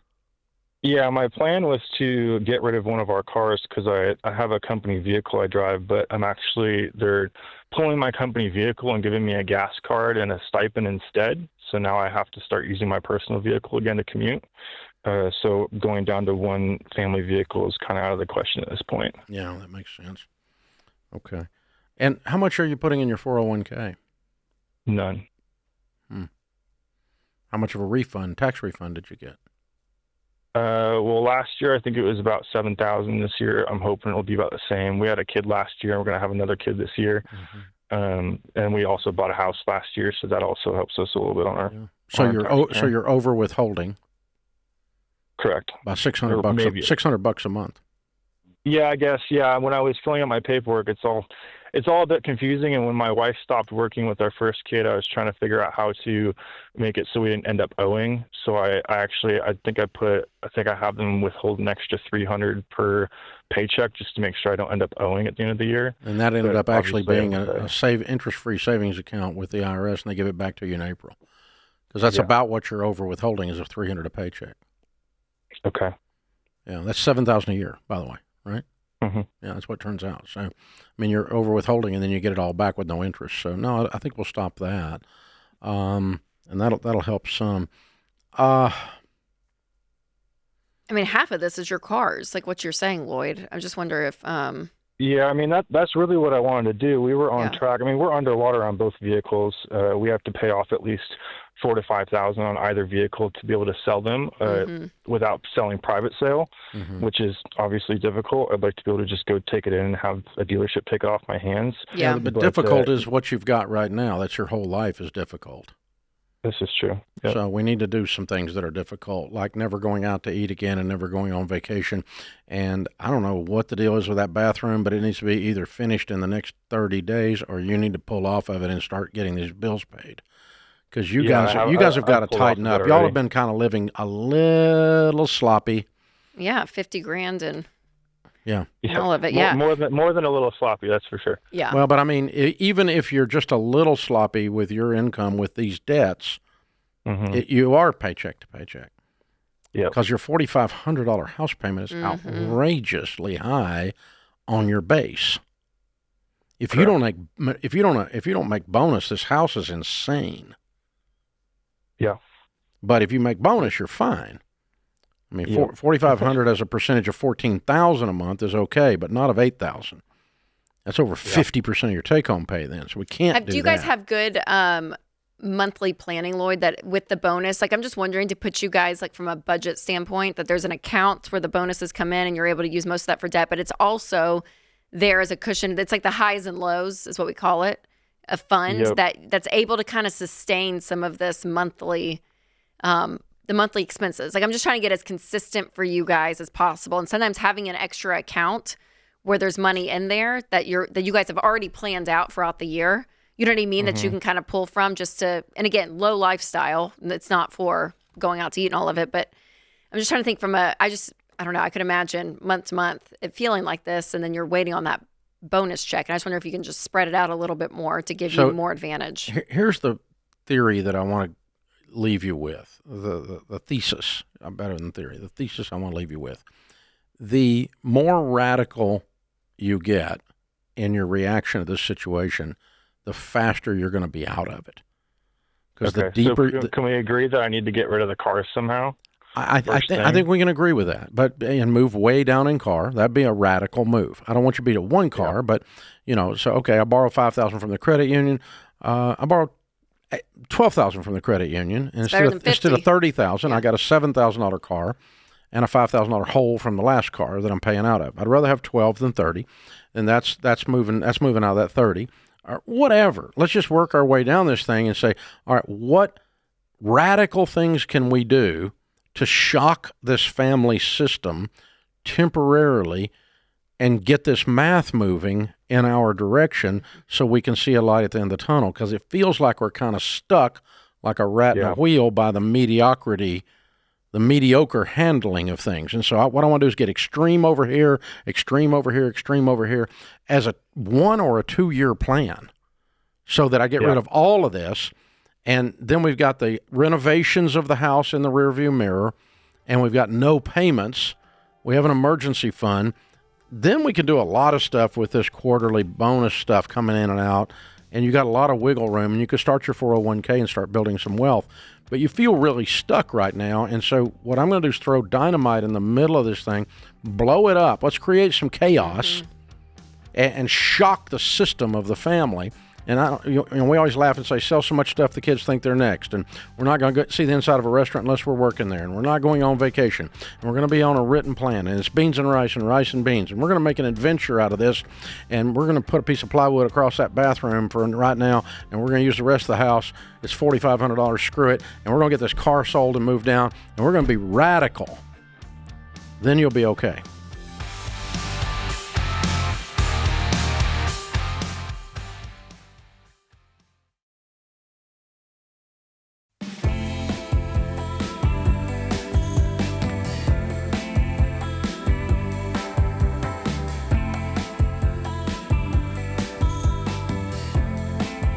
Changing it up a little, boys and girls. Ken Coleman, Ramsey personality, #1 best-selling author, is at my right. To my left is Dr. Les Parrott, #1 best-selling author. And to my far left, iconic #1 best-selling author, Dr. Gary Chapman, who wrote the absolute perennial bestseller, The 5 Love Languages, that most of you have learned and heard and used in your marriages. And if you didn't, you should have. Some 20 million of those have sold. And my friend Les and Dr. Chapman have teamed up to do a brand new book called The Love Language That Matters Most. Welcome, gentlemen. Good to have y'all. Thanks. Good to be with you. So what is the love language that matters most? It's yours. Yeah. Thank you, Les. I'm going to tell my wife that tonight. Right now, that's the one that matters. Well, the love language that matters the most is the love language of your partner, of your spouse, or your child, or whoever it is that you're in front of that you want to express love. And for the longest time, Gary's incredible book, by the way, isn't that amazing? 20 million That's copies. amazing. That's why I wanted to help him. I wanted to come alongside. Yeah, he needed a lift, huh? Okay. And but so many times we read that book and we go, okay, now love me that way, right? Yeah. Now you know how to love me, and this is kind of turning the tables and helping us focus. Yeah, like you on, missed the point. Yeah, exactly. I remember I took the DISC. Remember that thing 1,000 years ago, like 40 years ago. I came home, showed it to my wife, and she read it, and she goes, "Yeah, that's what's wrong with you." It's the same thing, right? The same thing. Oh, I love it. This is great, guys. And of course, Les, you're the master of assessments.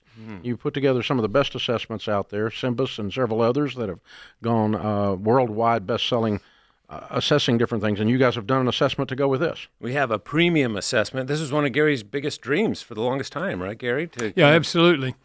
We, we have had a free assessment for determining the 5 love languages. I would call it a quiz. It took a quiz, 10 seconds. A quiz, and 155 million people have taken the free quiz. Whoa! And I told my publisher we should have been charging $1 a piece. Yeah, for real, minimum. But this one, we're dealing with things we don't deal with in the original book. 2 things primarily. One is how personality interfaces with the love languages, and I mentioned dialects in the original book, but I didn't give any of the dialects. But in this premium assessment, you find out which dialect or dialects within the language are most important to you. And the same thing true with your personality. And so if the husband and wife both take the premium assessment, which we're hoping that's the ideal, man, they're going to have valuable information on how to more effectively communicate love to the person. Because you can sometimes try to speak the other person's love language and still not fill up their love tank because you don't quite hit the their nuances dialect. of, for instance, gift giving. Exactly. Okay, as you know, there's a lot of different ways you can do there. That's right. Or service. There's a lot of different ways that can manifest. Yeah. And that's what you mean by dialect. That's right. Yeah, let's dive into that because, Les, you were sharing with me earlier, you and Leslie, obviously Leslie's on this book as well. Her love language, primary love language, is words of affirmation, Right. yet you were giving her the wrong dialect. Explain that. Yeah, 'cause I that thought really words of unpacks this. affirmation meant encouraging her, and so I became a walking Hallmark card. I was just like, "You can do it," and man, yeah, you'd be great at that, and anything that would come up. And it turns out that was putting all kinds of pressure on her to do things she didn't even want to do. And what we learned in the research was her real dialect within words of affirmation is compliments. So if I could say, "Oh my goodness, I saw you interacting with our son John, and that was amazing piece of parenting that you did," that fills up her love tank. It's So not the more encouragement. catching something, in her case, catching her doing something right rather than trying to empower. Yeah, exactly. And for some people, though, their love language is words of affirmation, and they want encouragement. That is their dialect. It's just like, I don't know if you've ever noticed this, Dave, but if you go to Boston, they don't sound like you do up there. They have a different dialect. So we have different dialects in our love language. Yeah, I've noticed the people hanging around together sound alike, too. those people have an accent. That's right. So I got two of the best marriage minds and researchers on the planet sitting beside me.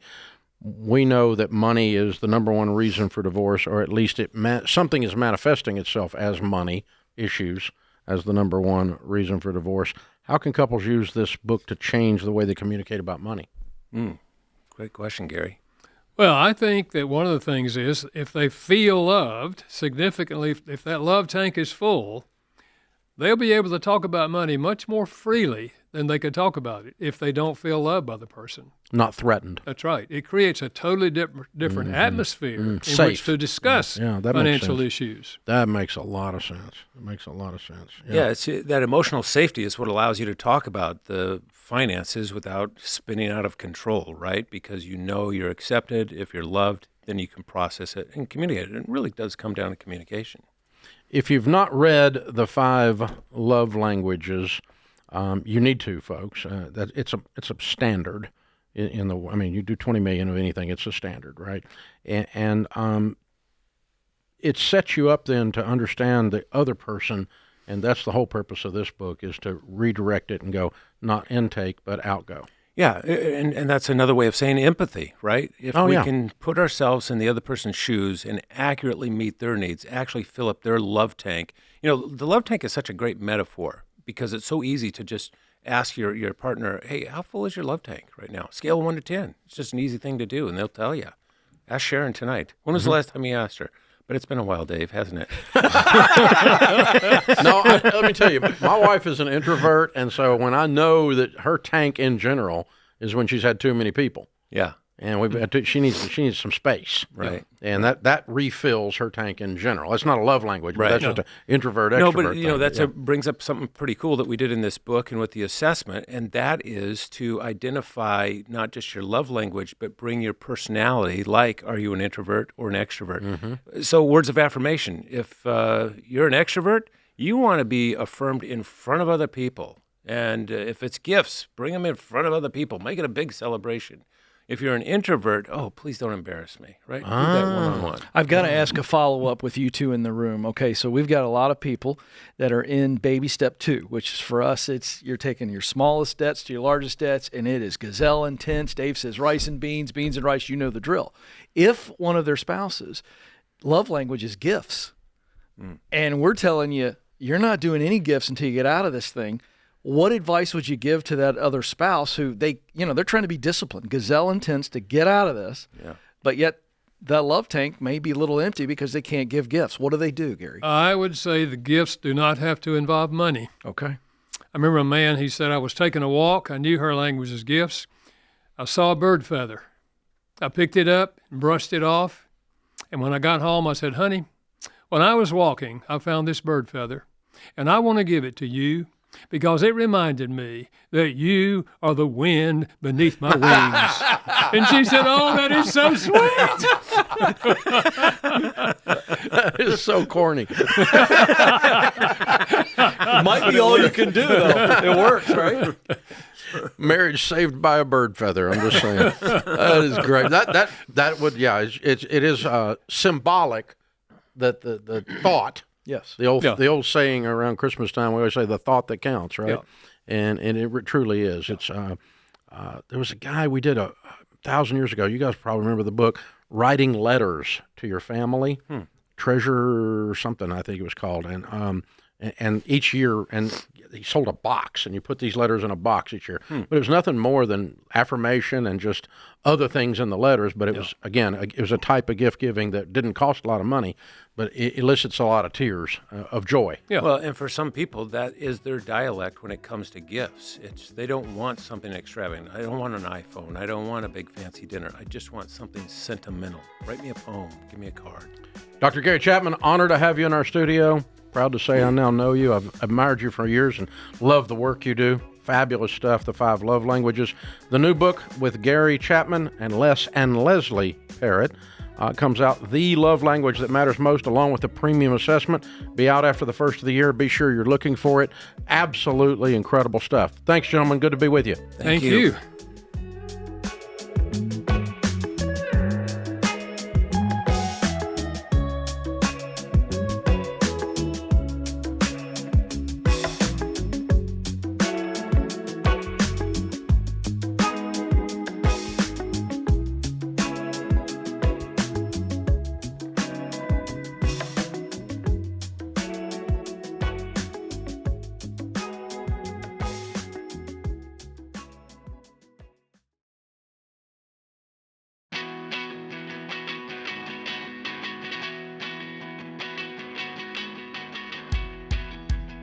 Gabby is in Columbus, Ohio. Hi, Gabby. How are you? Hi, Dave. Thanks for taking my call. I'm good. How you doing? Better than I deserve. What's up? So my question is whether my husband and I should pull some money from our emergency fund in order to buy a gun. 35 years of doing this. That's the first time I've heard that question. What Yeah, is the the emergency? circumstances How are- would a gun be yeah. an emergency? Yeah. I don't necessarily think it is, but my husband does. So we had a weird situation that happened just a couple of days ago where it was like 11 o'clock at night and some guy started banging on our door and we talked to him through the Ring camera and he was saying that somebody stole his phone and that it was GPS pinging to our address. And then it was probably 45 minutes to an hour before he actually left. Like he was looking around our property, and then he was sitting in his car, just like sitting in front of our house waiting. It was very strange. Why did it take the police that long to get there if you had a property invasion going on? I'm not really sure. They said that we did call the police. They said that he had also called them about the phone, and I guess they decided it wasn't an emergency. He didn't seem like he was trying to break into the house. He was just looking around on our yard. Yeah, so you're going to shoot him? Well, my husband, I think, is concerned that if he did come back and did decide he was just not You're going to gonna wait for the shoot police, he him? was just going to break into our house. Instead of tell the cops to come? Yeah, well, Listen, listen. Let me just tell you. with Let me stop. Okay, I carry a gun. I'm a gun guy. Okay, but there's no case like that I'm going to shoot somebody. Yeah.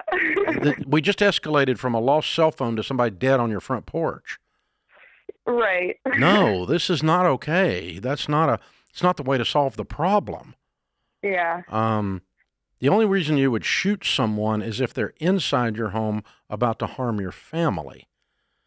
Not banging on your door, not scaring you, not all of that. You don't go out in the front yard and wave your gun around because he's sitting in your driveway. You call the cops 6 times and say, get your butt over here.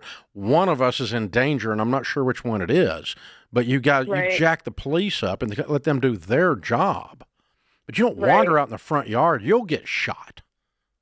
Yeah, I think he's just concerned that if something worse were to happen and somebody were to break into our house, he's like, if we don't have it now, we're not going to want to wait until something worse happens, I guess is where he's coming from. But I'm with you. I really What is your household income? So annual is about $85,000, but our monthly income during the winter, it's pretty heavily it's higher in the summer. So during the winter we make about $4,000 to $5,000 a month. Okay. All right. Because I don't like his attitude about handling a firearm, I'm not going to tell you to buy a gun because I think you're going to get yourself in a lifetime of hurt if you handle these situations with a firearm. You don't use a firearm unless someone is about to die. Mm-hmm. Okay, you just don't. I mean, that's not what that's for. And this guy on the Ring doorbell thing is not even close to that. This is people like that when they get shot, that's when you go to jail. Right. That's not, or you spend $1 million trying to not go to jail. And because you weren't even defending yourself, you just got spooked or you thought you were a BA or something. And so don't do that. Now, I will tell you that there's a product out there that I would put in your budget to address this concern. Okay? But it's not a firearm. It's a non-lethal firearm called a Byrna. Oh, okay. Byrna, and it'll cost you about $500, and it shoots a projectile that can either be pepper spray or a hard projectile that if you shoot someone with it, they will wish they had been shot. They'll go down, but they're not going to die. It's non-lethal. But if your husband pulls a Glock and empties a Glock into the guy's windshield because he freaks out, he's going to jail. Right. So that ain't cool. And you can buy a Glock for about $500, okay? Yeah. But so either one will do the job, and you can do that in your budget. It's not an emergency, though. But the fact that you all are reacting to this situation emotionally and actually calling this an emergency means you need to rethink how you're going to defend your home. Yeah.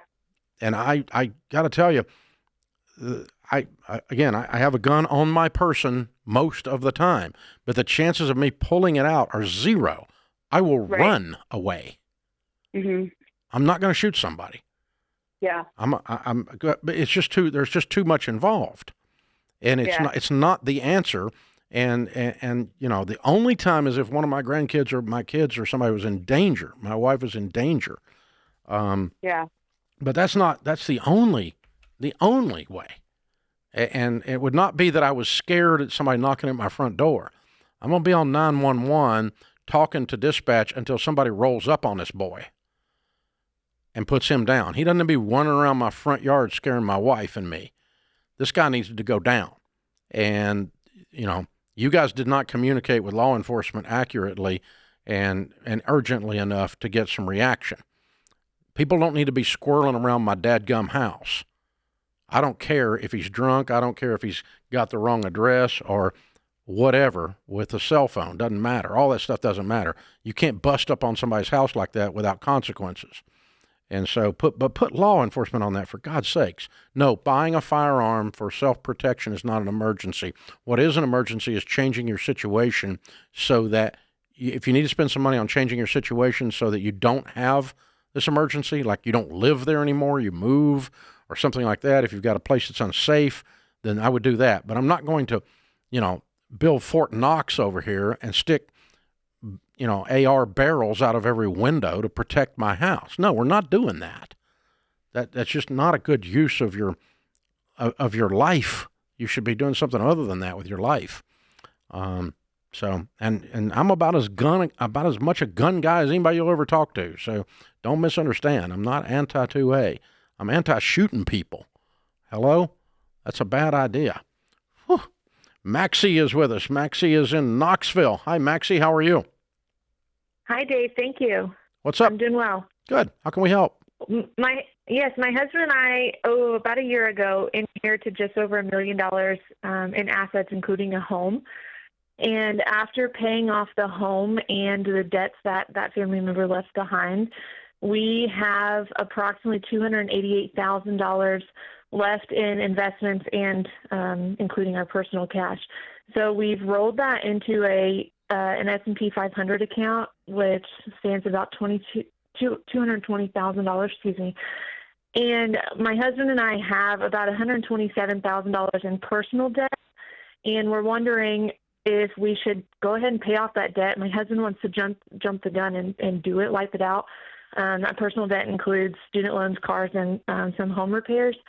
Or if we go a little bit of a slower approach and do a snowball method with our debts and do it that way.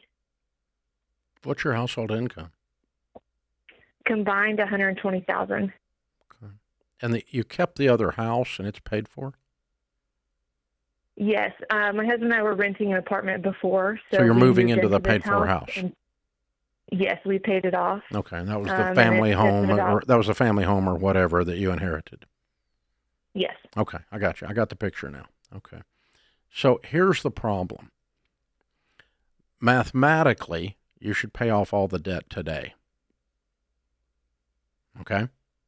And then from this point forward, take all the payments and live on a written budget and start investing aggressively because you don't have a house payment. You don't have $127,000 worth of bullcrap payments. and you put all the bullcrap payments and the whole house payment or rent payment into one lump, and that starts going back into that S&P or back into some good mutual funds with a SmartVestor Pro, and you'll be back to $200,000 in a heartbeat. Mm-hmm. If you change the way you've handled money to this point. If you keep handling money the way you've handled to this point, in 4 years, you're going to be back in debt again. Because every time I want something, I go get it. No way. You got to stop that.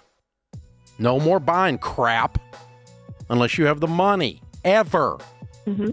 And if you can't pinky swear and spit shake and write that down in blood, and both of you agree to it, and we're going to be on a written budget the rest of our lives, then you're going to screw this up by going back into debt by not changing you. So change your habits. If you're both convinced you can do that, then I'd pay off the debt.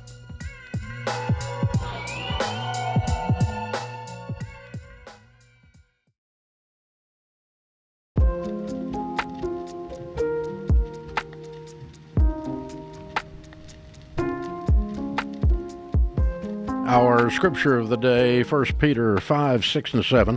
Humble yourselves, therefore, under God's mighty hand, that he may lift you up in due time. Cast all your anxiety on him, because he cares for you. James Clear says, worrying about the future is like watching a leaf fall and trying to predict where it will land. Stop trying to guess where the wind will blow and get to work. Amen. One of our favorite things is hearing people share their stories of how they're winning, and we just heard this from Claire and Winston. This is me and my husband's third month budgeting with the EveryDollar app, and I'm amazed at how much money we found. We went from feeling like we were living paycheck to paycheck to finding $3,500 extra margin each month to put toward our debt. We each had 4 credit cards and have been able to pay them all off, never going back. Man, that's great, you guys. Hey, folks, you can do this too. You can take control of your money. You can change your family tree. You can live like no one else.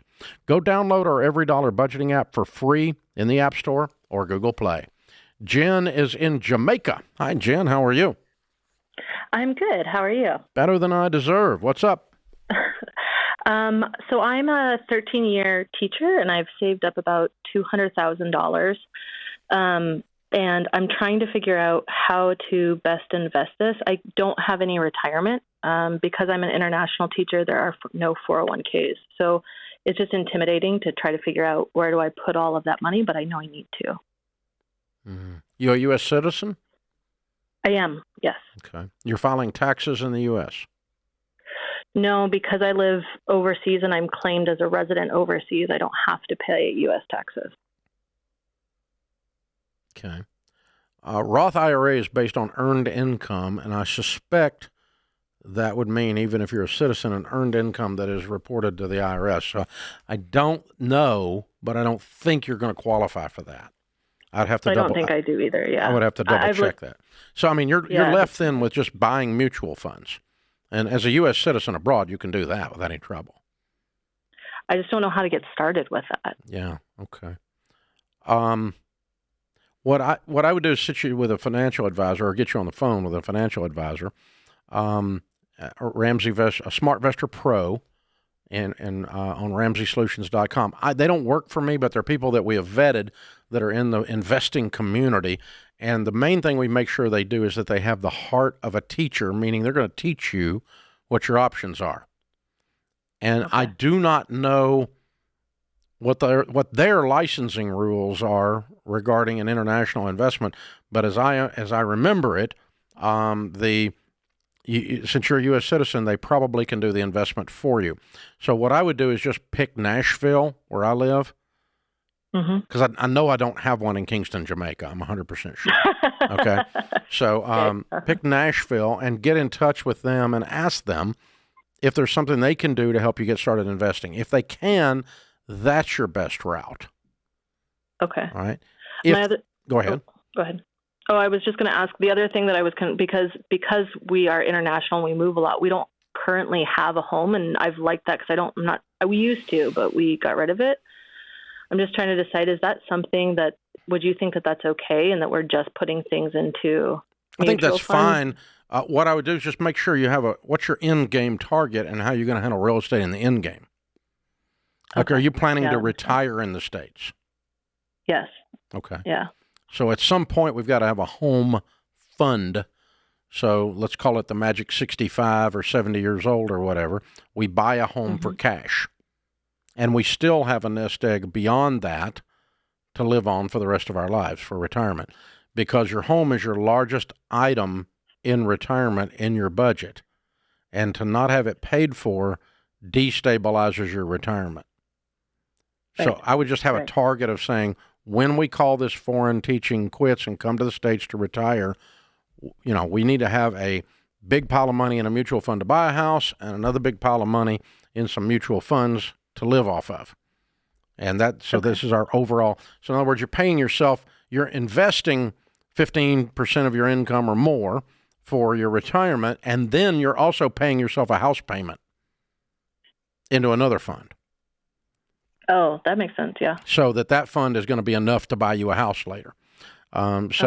Hopefully the SmartVestor Pros can help you as a fallback rather than just having it sitting in savings. There's a thing called, I hate the phrase, but I'm going to use it, passive investing. Okay, so the average of the stock market is the S&P 500. Have you heard that? Yes. The S&P 500 index funds do what the market does. No better, no worse. And you can just reach over to Fidelity or Vanguard or American or somebody and buy that. You could just jump online and buy that. And you'd have 200 grand in there, and it would be going up what the stock market does. No better, no worse. Now, I have some parked in that I'm using to save to buy some real estate later. But I also have regular retirement investments in the 4 types of mutual funds I talk about, called growth and income, aggressive growth, and international, that I buy through my SmartVestor Pro. All right.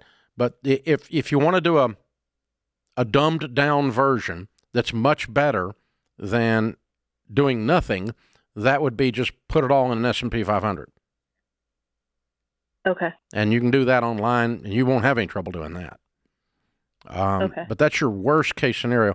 And just to, the market is average between 10 and 12 a year, depending on what you read and who you believe. I see 11.8 is the average that the S&P's done for 70 years. And see, that's a lot better than a 3% high yield savings. Right. And this calendar year, today, at this moment, the S&P for this calendar year is up 17%. That's not normal. That's unusually good. But instead of 3, you could have made 17, and so that's a $35,000 error with 200 grand. Okay, so that's what I mean. At least do that. If the other thing, if you call the other people and they go, nope, can't help you, we're not licensed, we can't do it, you can't do it the way you are, you don't have a U.S. address, I can't help you, all that, then just jump online and buy an S&P. Okay. Yeah. At least at least it'll grow. And the good news is it doesn't usually generate much income tax on the growth until you sell it. And when you do sell it, it's actually at capital gains rate rather than personal income rate. So it's a great investment tool if you don't have anything else available, kind of a thing. Or if you've maxed out all retirement, but you don't have much available because of your situation. Very interesting. Good question. Thanks for calling us. Merry Christmas to you. Cindy's in Charleston, South Carolina. Hey, Cindy, what's up? Hey, good afternoon. Thank you so much for taking my call. Sure. How can I help? I'm in need of your wise counsel about retiring at age 62 instead of waiting for a few more years. Okay. How large is your nest egg?